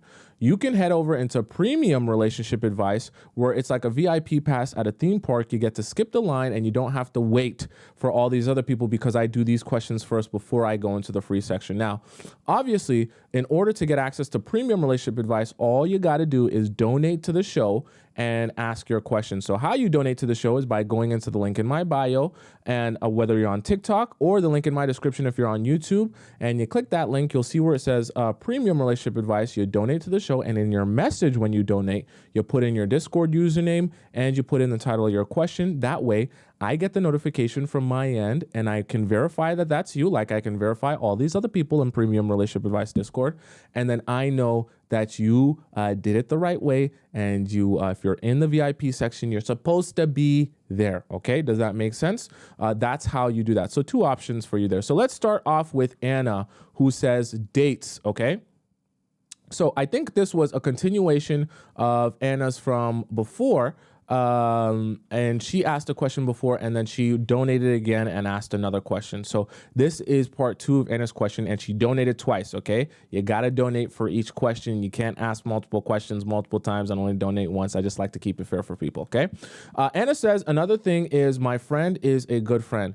It's just that guys will sometimes try to become close to her. Sorry, so let me just give you a little summary of this. So essentially what Anna is talking about, she was asking a few questions about how long dates should be. And she was talking about how her friend essentially, when guys approach her friend, they will talk to her friend the entire night. And when they talk to her friend the entire night, they only after that, her friend will tell her that the guy she was talking to the entire night came up to her friend because that guy wanted to talk to her. So I said that that's kind of strange. It makes me feel like she's trying to sabotage you. Something weird's going on.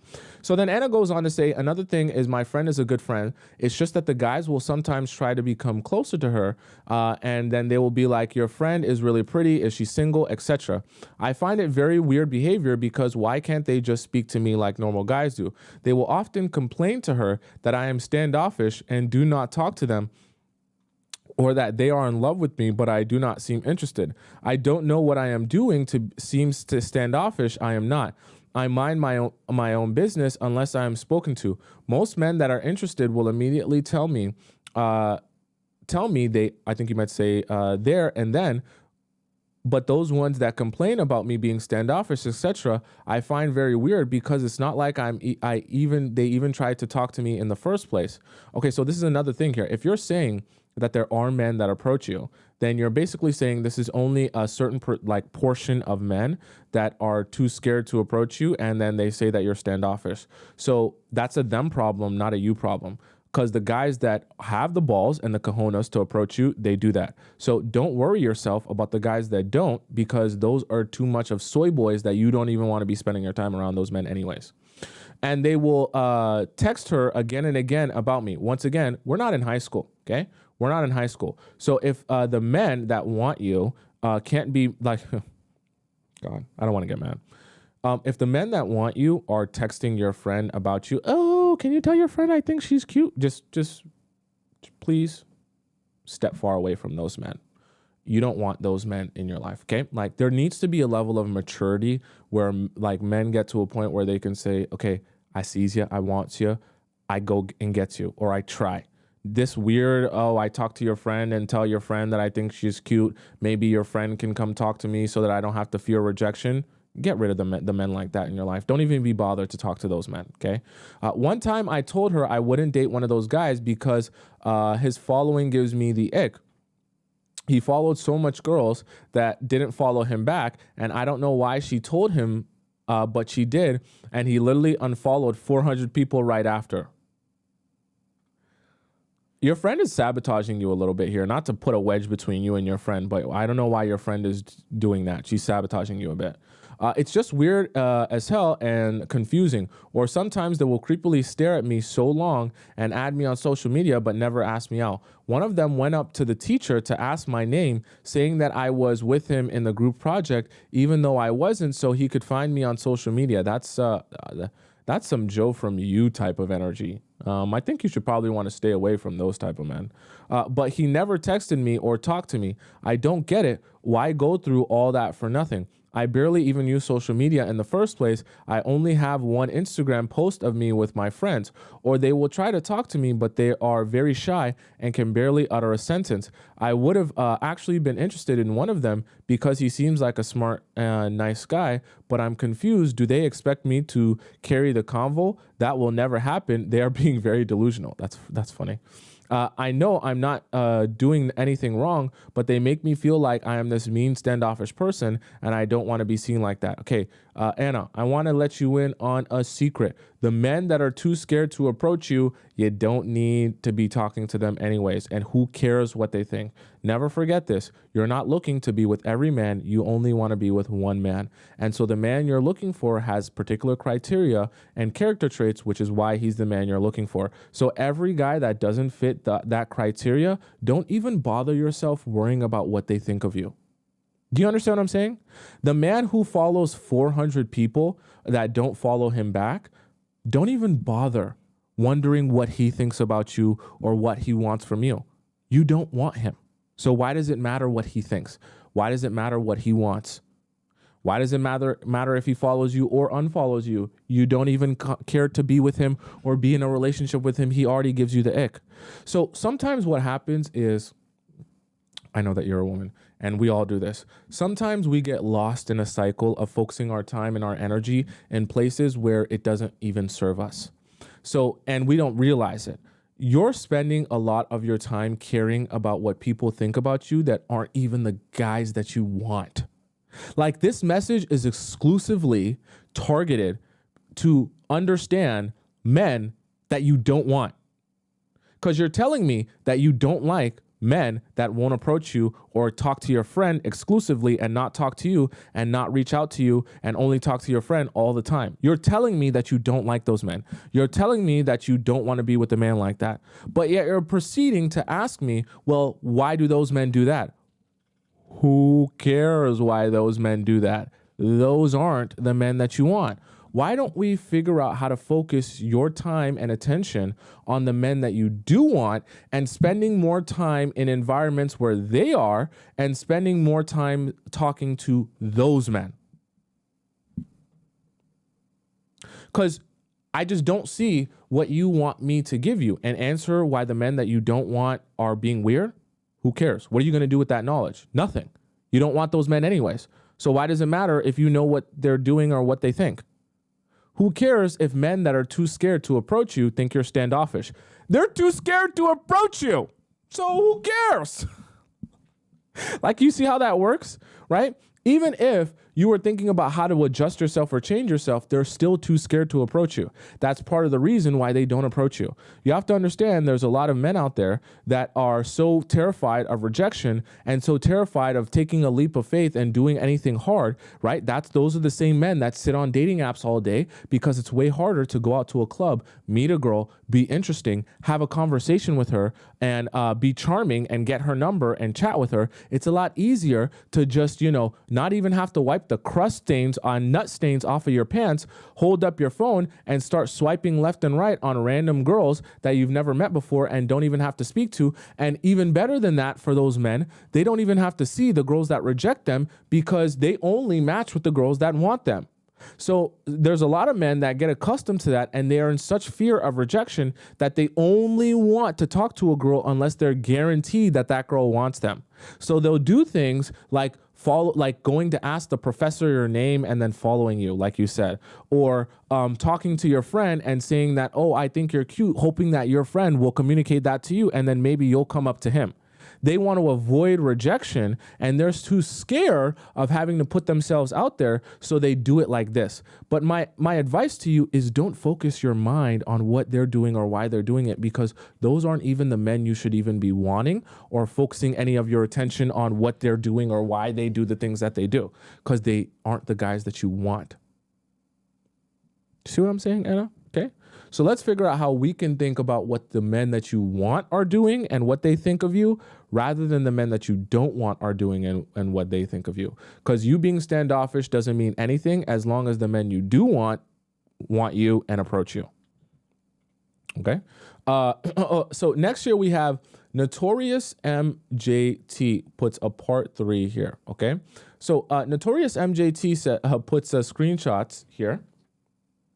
Let me just look through my thing here. Notorious MJT says, okay, yeah, I see it. Notorious MJT says, "Hi, Tomisin. Thank you for your response. I really appreciate it. Some info about myself. I'm 31 and ZZ is 32, divorced, one child." You guys got to go back to yesterday's show to know what she's referring to. You got to be here like every day. If you miss one day, you're not. It's like a reoccurring episode. Okay, we have seasons here. Just so the situation is understood better, I'm a single mother of 4 kids. My eldest is 14 years old. I had my first child young, and coming from an African background, my parents were disappointed in me. I really had to grow up quick. So ever since I had the pressure to be the most perfect human being ever, I got married, had more children, got divorced due to DV. I don't get support from my family or father of the children. He's busy running the streets and has gambling issues, so I don't get financial support either. I was a hijabi. I left Islam about 4 years ago, so I never was a party or a clubs person. I have been home doing wife duties and raising kids for so long. I only have one friend. She is 3 hours away. I met her because our husbands were friends. So no friends in my state. I have never cheated on anyone. So if ZZ and I had a title, let me just give you a little background on this. So, because I know some of you will be lost at this point. So Notorious MJT met one guy, the first guy, who is ZZ. She met him on a dating app. And so she had some conversation with him. She slurped him off, or we won't even say slurped him off. She did things with him. She just didn't sleep with him. And so in the process of that, things kind of fizzled out a little bit with ZZ. And then a couple of, I believe it was days or maybe just a couple of weeks after that, she met another guy. You didn't mention it in this message, but she met guy number 2. And long story short, guy number 2, she ended up sleeping with after the second time hanging out with him. And after she slept with him, she realized that guy number 2 and ZZ, guy number 1, were friends. So she basically smashed 2 homies. She's really nervous now because she's like, I actually like ZZ and I want to build something with him. And guy number 2, things are fizzling out and I don't think I like him as much because he's inconsistent. But now she's worried that what should I do with ZZ? Should I tell him? Because now she's thinking that ZZ won't like her anymore. So that's kind of her conundrum, long story short. So she says, no friends in my state. I've never cheated on anyone. So if ZZ and I had a title, I would have never entertained another person. LB was guy number 2. The hookup with LB wasn't due to low self-esteem. Excuse me. I just felt really lonely, especially since I am always busy with kids and running a business. I go a long period of time without intimacy, so I slipped and no, my kids was not around when I was with ZZ or LB. I have been focusing on my bag for years and now would like to settle down soon. See, nothing wrong with wanting to settle down and nothing wrong with wanting to build a relationship, but that's the thing. If you want to settle down and you want to build a relationship, then your focus should be settling down and building, keyword building, a relationship. Building a relationship is not sleeping with someone the second time that you meet them. Now, I know we all make mistakes, and I'm not trying to say you're a bad person because of that.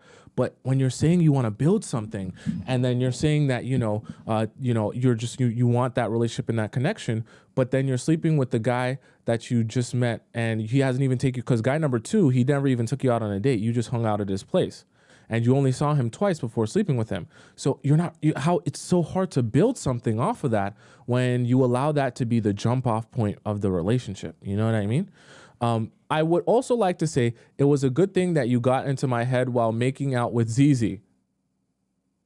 Remember what we said last time? She was like hooking up with him, talking about, oh, I was thinking about you, Tomisin. I was thinking about this show. So you popped into my head while I was making out with him, touching all over him. That's literally what she said in her last message, guys. It's not a joke, okay? Anyways, because I pictured you telling me no pineapples. Is that what you guys picture now? You guys are dreaming of me and picturing me while you're with other men? That's insane. That's insane. I didn't know the show would come to this. I watch you every day. Also, the lack of self-control with LB was not because of alcohol, as I don't drink. Okay. Still concerning to me, because the lack of self-control, even when you're sober, that's not good. Okay. I really do think it was the fact that I had been celibate for so long and my ovulation really changes me. Okay. So for those of you ovulation monsters, okay, if you're an ovulation monster, stay away from men when you're ovulating. I'm not even joking here. Okay. Like this, there comes a point where as adults, we all need to become more self-aware, realize our own character flaws, and accept them for them being those character flaws. That way, we can start figuring out how to work with those character flaws and make adjustments so that we don't have to suffer from that character flaw. So if you're an ovulation monster and you know when you start ovulating, you're literally twitching and you're soaked all day and you just can't think straight, just don't date men during that time period. Like, don't go on dates with them, and definitely don't go over to the other place. I know it sounds silly, but like at the end of the day, you have to help yourself. So if you know when you start ovulating, you literally can't think straight, don't even bother being in a position where you can fall prey to temptation, because there's 100% chance if you're an ovulation monster and you haven't been touched in a really long time, or you really need it, or you're really feeling it, or you get triggered because you start making out with someone, you're going to fold. And we don't want that for you. Get you the Tracy's dog like I have in my description. I literally got the discount for you guys so that you guys can have something that you use to play with yourself, regardless of whether you like to get vacuumed up with your clit or whether you like penetration. It's all there for you with the Tracy's dog, and the affiliate links and the recommendations in my description or in the link in my bio on TikTok. And I really mean that, so that you guys can focus a little bit. Because if you're an ovulation monster, if you're just in general a monster, we need to kind of curb that and hold that at bay so that you can build the right relationships. Then you can go crazy, because going crazy first is not the move. Okay, someone said getting vacuumed up. Look at the toy and you'll understand why I say get vacuumed up. Okay, you'll get it once you see the toy. So then this is a message from him that he sent to you. So we'll kind of just skim through this here. He says, good evening. I think it would be a fair conclusion if you concluded about your own feelings and not mine when communication was mostly texting. So I'm assuming this is to ZZ, right? Did you say that here? Read below viewing the text things. So this is to ZZ, I'm assuming. When communication was mostly texting, I could say there was no day I didn't text, as given my circumstances, it's my preferred form of communication. Sure, I don't mind calling, but that's your preferred mode of communication given your circumstances, and I've never gotten a call or even a missed call from you. Sure, you said I might be at work, but that doesn't stop you from calling me or returning your call when I'm able to. I understand you have other priorities like your kids and business and also dealing with the law. That's why I've been going with the flow. It's fine. Going with the flow is never a good terminology. It's fine if have met someone else, all good. I have enjoyed our time together, even though it was, was that the next one? Even though it was, I think you just cut it off. Even though it was short, I wish you the best. So is this ZZ or is this LB? I came to that conclusion when the phone cut out the other night and you didn't call me back. I don't know, maybe I'm a bit old-fashioned, but I do believe if you were interested, you would pursue me because, okay, you're I know what you were trying to do here, Notorious MJT, but you're going about this the wrong way. I never advise any of you to be trying to like show the men why they should care about you and want to be in this relationship with you and want to treat you the right way. The reason I say that is because you telling him all this is not going to make him say, gee, thank you for helping me realize that I should treat you better. I'm now going to make an adjustment and treat you so much differently than I've been treating you. What usually ends up happening is they either invalidate your feelings, deny them, or give some sort of explanation as to why they haven't been doing it, but they don't believe that you're necessarily in the right and that they should start treating you differently now. So it kind of ends up being a waste of your breath. You know what I mean? It's better for you to show him that if he's not going to treat you a certain way, then you withdraw from him. Let's go on. You would pursue me because the man is the person that leads. Okay. Maybe we're both seeing things differently. I don't want to be reaching out while you're busy working or when you're having time with your daughter. That's why I preferred you reaching out. I don't like to feel like I'm stepping in your space. I also don't like being in a confused state as I have been asked. As I have been asked you to visit me the first and second time, and you haven't shown interest to ask if you could see me. Okay, so once again, you're asking a guy to treat you a certain way, but you're like more like begging for him to do this for you. And see this, I hate to explain it to you guys like this because I know that you're trying to communicate, but you have to realize that guys end up doing what they want to do. So when he treats you with a whole bunch of inconsistency, it's because he doesn't really have that much interest. So you telling him all the ways he's showing you inconsistency and that he doesn't have a lot of interest doesn't really make him show you more interest. It actually just confirms to him in his own mind that he doesn't really like you that much, which is why he's not showing you a lot of interest. Very weird, I know, but it's true. It's so strange to me because I felt like this could have been really nice, and it's not that I met someone. It's just that I can't allow myself to be confused because you obviously know that I wanted you. And then he goes on to say, let's see. Wow, this is a whole paragraph, so we'll skim through this a little bit. This is a lot. Communication should possibly be reciprocated. Okay, there is nothing wrong with reaching out. So he's basically throwing it back on you. I know you have invited me a couple of times and I've turned, however, so he's just making an excuse for why he couldn't do it. If I'm not interested in someone, then I won't get turned on. Okay, wait. I apologize if I've confused you. I don't know about other guys, but if I'm not interested in someone, then I won't get turned on. I think the last couple of times showed I'm interested, and the ending was something I've never experienced, like I told you. Where is the other message here? Oh, like I told you with the wait, what was that? Since I last saw you, I got injured playing soccer and missed work a lot last week. Sure, my injury is recovering, but it's been 2 weeks or more still painful as I can't run or jog. I can walk though, and if I come see you, I don't know if I'll be able to resist, and that might be a bad injury. That might be bad for my injury considering how voluptuous I think he meant to say you are.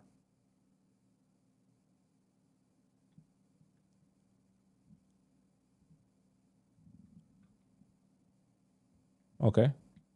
All right. So then he says, good evening. This is like the same message over again. This is the update. ZZ, when he visited me on the 5th of August to see how I was doing, as I was going through a lot and getting the news of my aunt dying from cancer. I will be traveling back home soon to see her, and she doesn't have long to live. ZZ has still been texting me every day, but I had a little problem with this, which I mentioned to him. Well, in all honesty, I was going to call it quits because it's the same checking up on me on repeat, and I'm so tired of texting. I have mentioned to LB I'm worried that will make me out as a fun girl, which I'm not. What do you mean? Like you've mentioned to LB about ZZ? They don't hang out with the same friend group. They're just friends on IG, but they do work for the same company. You're cooked. You're cooked. Notorious MJT, you're cooked. I know this because my sister-in-law works at the same company. You're cooked. You're cooked. Am not talking or seeing anyone else. I booked LB a week after our last contact. You're cooked. It's just not, it's very... Let's go on and then I'll answer all of this.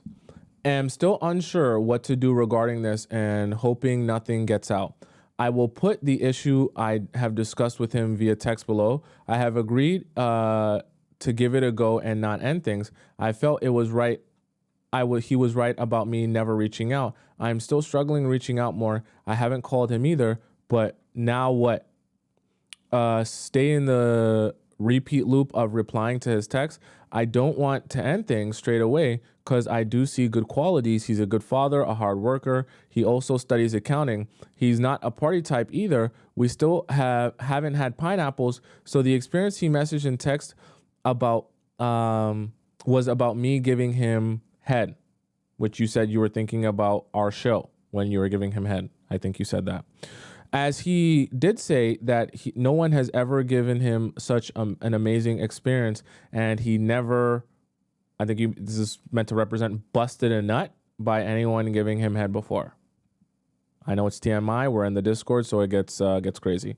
Do we just stay away from each other so we both don't get tempted? Because that's what it feels like now. Sorry if this is too much info. Thanks for your advice, MJT. Okay. Lot to unpack here.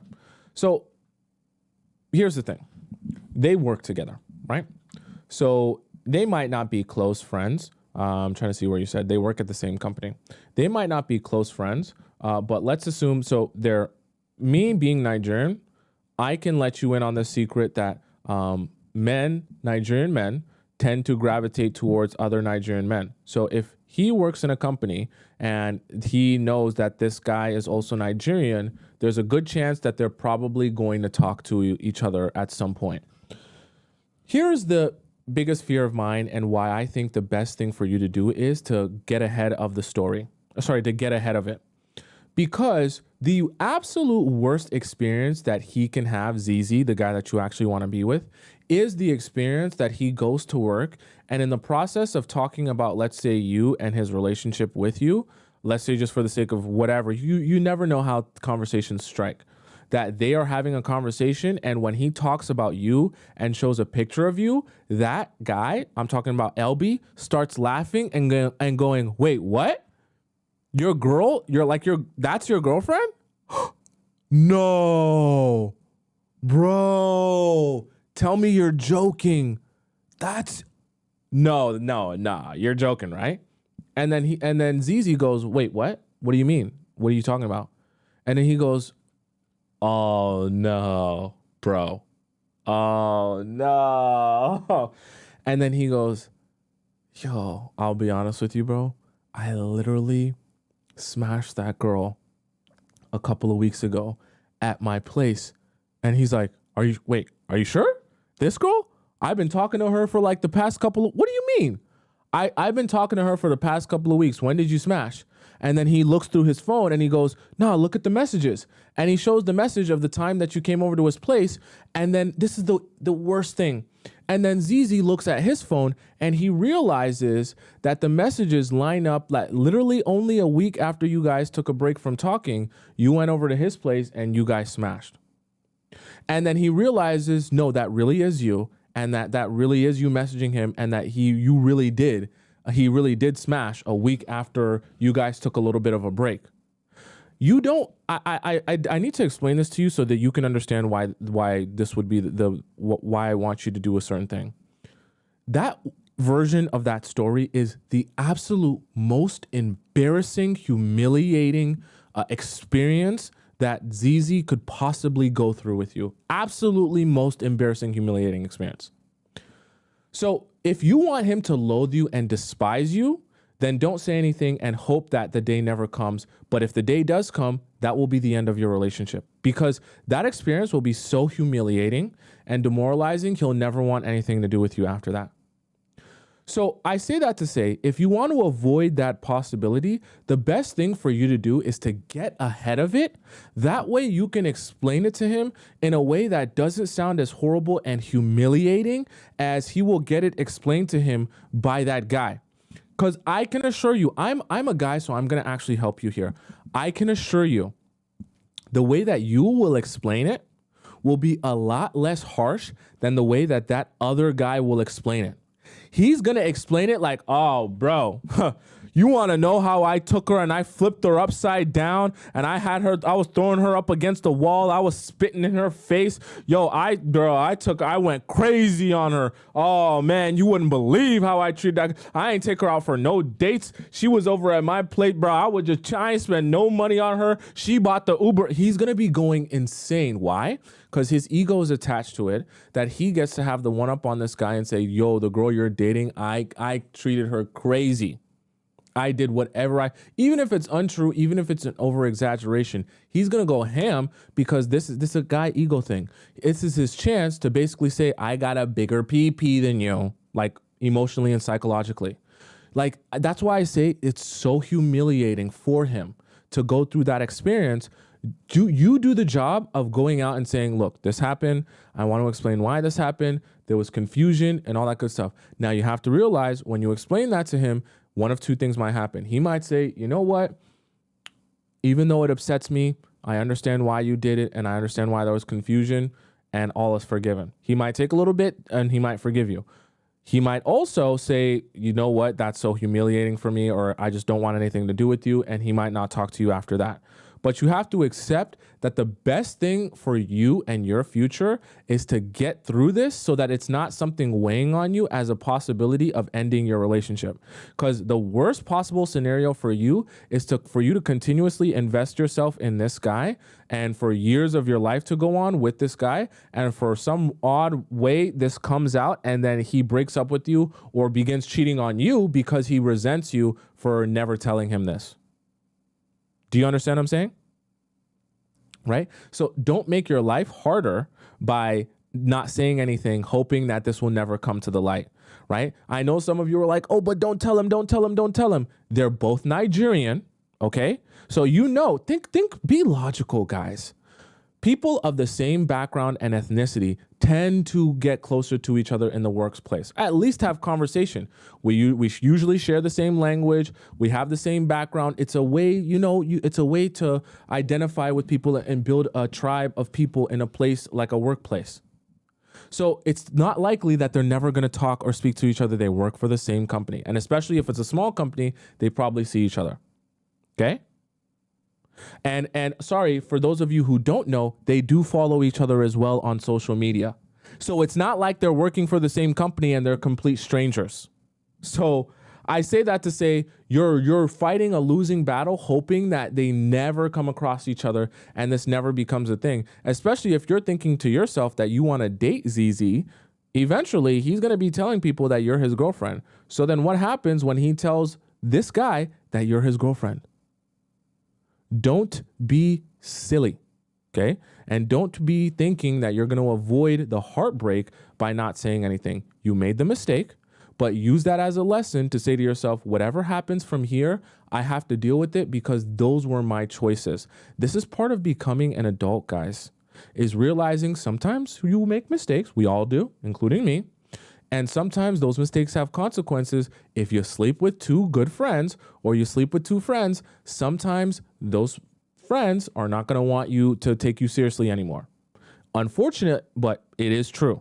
And I know you didn't mean to make that mistake, but unfortunately, sometimes it's a mistake. Now, the bright side is you might also tell him and he might forgive you. So you never know. That's also a possibility. But yes, you might tell him and he might not forgive you. So my advice to you is to tell him. Get ahead of this so that you don't have to be looking over your shoulder for the entire rest of the time you're building a relationship with him. Don't lie. Don't omit it. Don't avoid it thinking you're never going to have to deal with it, because the day it comes up, you'll be effed forever. So tell him first and then see what transpires after that. Okay. Next year we have, let's see, we have here Lola Chapsky. Okay. Interesting name. Lola says the right way to show I have other options. So Lola says, hey Tomisin, thank you for all your amazing advice. My question is how to make a guy feel that I have other options, like typical IG stories in a romantic setting or tagging a guy friend, or telling him stories of how I got approached or have a stalker who is in love with me. Is that true? Do you actually have a stalker? I guess I wonder how to not overdo it so he believes it. Instead of thinking I'm doing pineapples with others, I feel like it's a fine line. Do you have any specific examples from your personal life or friends where you got triggered and realized that the girl was popular with others, etc.? I think this can be useful for many girls, especially in talking stages, so that the guy would want to lock us in a relationship. Okay, this is actually a good question, and I understand why it's kind of a conundrum for some of you. Okay, so I always will advise you that the very first and best thing you can do for someone if you want to communicate something to them is to show them that. Okay. So I would love that. So when you're dating someone, it's kind of hard for you to show them that other people want you or like you. I'll give you a little bit of an example. So when you're building a relationship with someone, you're not just going to be on dinner dates with them. You're also going to go out places with them, like to parties, to hangouts, to events and things like that. Now, I want you to take that as an opportunity to kind of because if you're an attractive woman, other people are going to want to have conversations with you. Other people are going to want to talk to you. So when you go to these parties or events, I don't just want you to be attached to the hip of the guy that you're with. I actually want you to venture out and talk to other people, join some other groups, have some other conversations.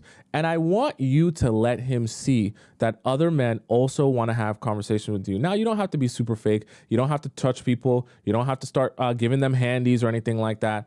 I just want you to allow him to see that not only are you interesting to him, but you're also interesting to other people as well. It's a good, subtle way of him seeing that, other people are interested in you and fascinated by you and would love to talk to you and have conversation with you. It's not just him.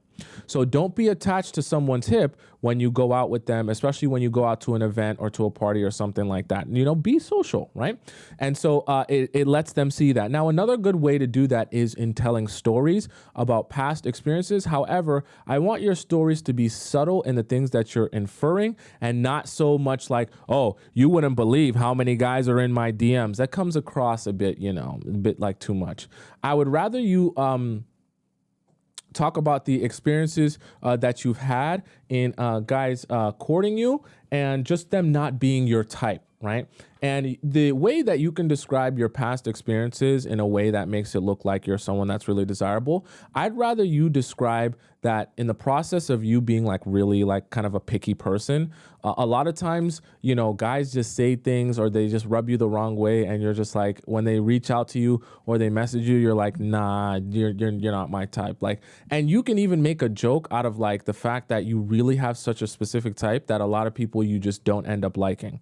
And so they start to get to, in their mind, when you're telling these stories, if you can even give real actual examples of stories like that, like when a guy has really tried the most and just not been your type, and you really, were trying to see if you liked him or whatever, or give him an opportunity and he just wasn't what you like. That is a great way to make it seem harmless, that people do approach me, but honestly, not everyone is my type of thing. Okay. And it's a nice little story to just throw in there that guys recognize that not only do they want you, but other people want you as well. And then on top of that, with the situation where you can go out to parties and have conversation with people where they can see you actually being with someone else or having a conversation with someone else. Okay. Someone says, can you give a fake scenario? A fake scenario would just be, let's say you go to a party And in the span of that party, you go there, you're obviously going to see some other attractive people, assuming there's at least one person that looks decently. And if you're an attractive woman, other people are going to think you're attractive. So let's say, for the sake of example, he goes to the bathroom, or you're in a friend group of a bunch of people and one of the guys starts asking you questions. Maybe you can start having a conversation back with him and allow this conversation to kind of go on for 5-10 minutes, where you're laughing, you're asking these questions. He's asking you about this and asking you about that. And even if you're talking about the guy too as well, and you meeting the guy and things like that, it just allows him to see that other people want to have conversation with you. And guys aren't dumb. They perceive it as, when guys are having prolonged conversation with you, they're like, oh, he wouldn't be having conversation with her if she wasn't attractive. And guys are also internalizing the fact that they think you're attractive, and they're projecting that onto other guys as well. So when other guys are talking to you, they're thinking in their mind, I'm a guy, I know he's talking to her because she has a huge dump truck, not because he wants to have a great conversation. So it makes them just the tiniest bit of jealousy, but the tiniest bit of jealousy is good, and it's healthy for him to recognize that, yes, he wants you, but also other people want you as well. It's good. Okay. Just be smart with it. Don't go overboard. Right. Next, we have here Ashley. Ashley says, Ashley says, am I getting ahead of myself? So Ashley says, I'm 24, seeing, not necessarily dating, a guy who's 36 for a week now, although I was seeing him for something else. What else could you be seeing? He was my client. What type of client? Don't judge me. We met off a P2P situation. What's P2P, guys? I'm confused. I'm not sure. What's P2P? P2P situation, and I've known him for about a month, and that's how we initially met. What's P2P, chat? I don't know what P2P is. Okay? I'm confused. I don't know what P2P is. Someone said pineapple to pineapple. I'm not sure what that is. Pay to play? Is that what that means? Pay to play. I think that's what that means. Okay, so we have a little bit of a sugar baby type of situation. When you say client, it makes me think sugar baby / can I say escort on here? Okay. One day we were having a little conversation and connected over movies. He then started to text me one day, just being nice, checking on me and making conversation. We talked about going to a football game because I have never been. We got the tickets. He brought a jersey of my team for me, and because we both have sons, he offered to buy my son more caps, since the conversation about haircuts and what I use for my son was brought up. He's treated me to food a couple times. Doesn't he also pay for your time? Since texting more, we haven't had pineapples. We just chilled and talk. Sorry, I'm just trying to figure out. So if this means pay to play, so he's just paying you for your time. Oh, I mean, you said since, so I'm assuming he has slept with you, pay to play. But now that he's been texting you more, he just hasn't slept with you. He's just been talking to you, but still paying, I'm assuming. Right? Do you think this is going somewhere, or am I getting ahead of myself? I'm not crazy about him or anything, but this is why I don't get close to guys, because although I am not special, when I get treated, I am not special. When I get treated even a little bit, I start getting hopes that this is my person. LOL. Very delusional of me, I know. I really want to figure out what P2P means, because I feel like this is like the key to this whole situation here. Because when you say he's my client and then you go on to say don't judge me, it makes me feel like it's probably something like pay to play. But then when you're saying, okay, now we're just chilling and talking and we haven't had pineapples in a while, I'm just a little bit, I'm a little bit I'm a little bit confused here. I wish you would have spelled that out more for me. Not special. Sorry. I know now more than ever, I'm able to control my emotions. So like I said, I'm not falling in love, but I just want to know, what do you think his motives are? He's been consistent and seems to take interest in me, but I know it's just because of how we met, and I may be getting ahead of myself. I'm sure he looks at me differently, but he hasn't treated me like it. Okay. So this is really interesting. Oh, wow, Ashley. I feel like you almost need to send a part two because there's so much questions I still have. First of all, P2P, you need I know that you don't want to go into too much detail, but for your situation, what he knows you from, like how he met you, is definitely going to drastically change my answer in terms of like how I respond to you, right? I'm just making an assumption for now that P2P means pay to play, meaning some sort of like, like a e-court service, and that's what you're talking about. Okay, so if I'm wrong on that, just please correct me. So if this is the case,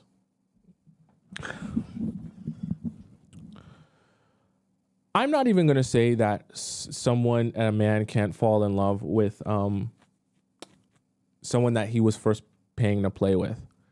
The really confusing part about this is that a relationship like this starts off obviously very transactional, and sometimes the lines become blurred on when it stops being transactional. Because see, this is part of the questions that I would be wanting to ask you if I could. What now is the understanding of the relationship? If he was paying for your time, or even more simply paying to have pineapples with you and jackrabbit himself inside of you, then what is happening now that he's just taking you to football games and no longer jackrabbiting himself inside of you? Is he still paying you? Are you still accepting money from him? Because here's the thing. He might be treating you nice and paying for things for you because that's the way the relationship is meant to be. And he might just be enjoying paying for your time in general. But if you're saying that you enjoy being treated really well, this is really tough now because he might be treating you really well because he's your client. And because he's paying for a service from you, that's part of the reason why he's treating you really well. You have to understand, when you start having a relationship that's not based on a transaction, like you pay for my time or you pay to sleep with me, that's a whole different type of relationship. And then I need to ask you, how do you feel about a relationship in which he's no longer paying for your time? Not that he's not treating you well or doing nice things for you, but like, what if you're not someone that he pays to spend time with? And also, if he's no longer paying to spend time with you, let's see how he treats you if you're not a transaction anymore. Let's see how because here's also the thing, Ashley. If he's paying to play, see, the thing about it is the money trumps everything when he pays to play. Meaning, if he, says something that you don't like or says something that irks you or you might be in a bad mood, when he's paying for your time, he gets your time. So you feel obligated to sleep with him or do stuff with him because he's your client. Even if, maybe you're not feeling the best that day, even if you just go through the regular human emotions and feelings. Here's the thing, though. When you're in a relationship now, it's not just about him paying for your time anymore. Because if you don't want to sleep with him, or if you don't want to hang out with him, or if you're not feeling good or whatever it may be, you're more than, allowed to not spend time with him or not sleep with him. But then how does he treat you when he can't just pay to get what he wants from you? And he actually has to follow it up with treatment of you and consistency with you, and not just be able to pay for you anytime he wants to. Because it's easy to treat someone nice when you can pay for the convenience of having access to them anytime that you want to. But it's not as convenient when you have to be consistent with them, and you can't just get them to do what you want by throwing money at them. It's a whole different type of relationship. And that's why I say that, Ashley, because that requires a lot of nuance in order for me to be able to give you a real answer here, because when he's paying for your time, that's not the same type of relationship for him, even the man, as it is when he's actually wanting to spend that time with you. Because I always tell you guys, and I never want any of you to forget this, the most difficult thing for a man to give you is consistent time and energy and focus. Don't ever get it confused, because some of you do, thinking that that one of the hardest things for a man to give you is money. It's not, especially if he has a lot of money and a lot of disposable income. The hardest thing for a man to do, whether he has money, whether he's broke, whether he's a millionaire, or whether he's the middle class, will always be his consistent time, energy, and focus. Why? Because you can't pay for more time, you can't get that back, and you're only going to invest in people consistently that you actually want to build something with. I can throw money at anyone if that means I'll get what I want from them easy, quick, and painless. And sometimes you guys get blinded by money, thinking that that means a man has real, honest investment in you, only to realize that that man knew that he could throw money at you, get you mesmerized by money, get what he wants from you, and then discard of you when he doesn't want to spend any more time with you. So sometimes a pay-to-play situation can be that where guys are only spending time with you because they get to pay for the convenience of being with you whenever they want in whatever capacity they want. And it's more of a transaction than it is the consistent show of time, energy, and focus. Because theoretically, in the relationship you have with him now, he could pay for your time, and tomorrow he could pay for another woman's time, and tomorrow he could pay for another woman's time, and it's none of your business if he spends time with you and wants to spend time with other people as well. But when you bring feelings into it and you want to be his only girl, let's see how things change or adjust.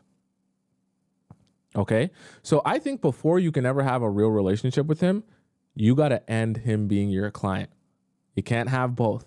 He can't be your client and you have a relationship with him.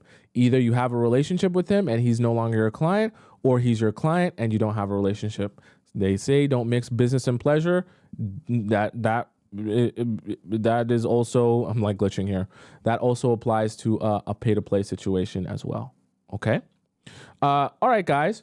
We went really over today, so I didn't get a chance to answer the free questions today, but don't worry, I will get an opportunity to hop into that section as well. I know it's just that there's a lot of people in the VIP premium section, so I got to answer their questions first, okay? So don't worry, I'm here tomorrow as well. I'll be right on time. And don't fret if I didn't answer your question. I just had a glitch there. If you want to follow me on Instagram, because you love me so much, you want to see everything I'm doing, my Instagram is right above your head on the top left side of the screen there, and you can follow me, you can see me, and you can spend some time with me every single day of the week, all right? And if you guys are on YouTube, my Instagram is right at the bottom right of the screen as well. I have to pee so badly. And if you guys are on TikTok and you want to rewatch this stream because you missed parts of the show or you came late, the show is always available for you on my YouTube page. Just type it in on YouTube and you'll be able to find the show. Go in the live section. You'll be able to see this live show along with all the other live shows I've ever done in the past. And the best part is you'll have the YouTube and the TikTok live chat embedded in the video, so you'll be able to see it, see what all the amazing conversation is happening throughout the show. I have to pee so badly, guys, like so badly. I'm gonna run after this. All right, guys, I'm gonna be here. I'm here every weekday, Monday to Friday at 4 p.m. Eastern Standard Time. So I will see you tomorrow at 4 p.m. Eastern exactly. Figure out what time that is in your time zone. Until then, sayonara, hasta la vista, adios, arrivederci. Goodbye, bon voyage, and I will see you again tomorrow at 4 p.m. Eastern. And I'm gonna run and pee. I'm gonna run and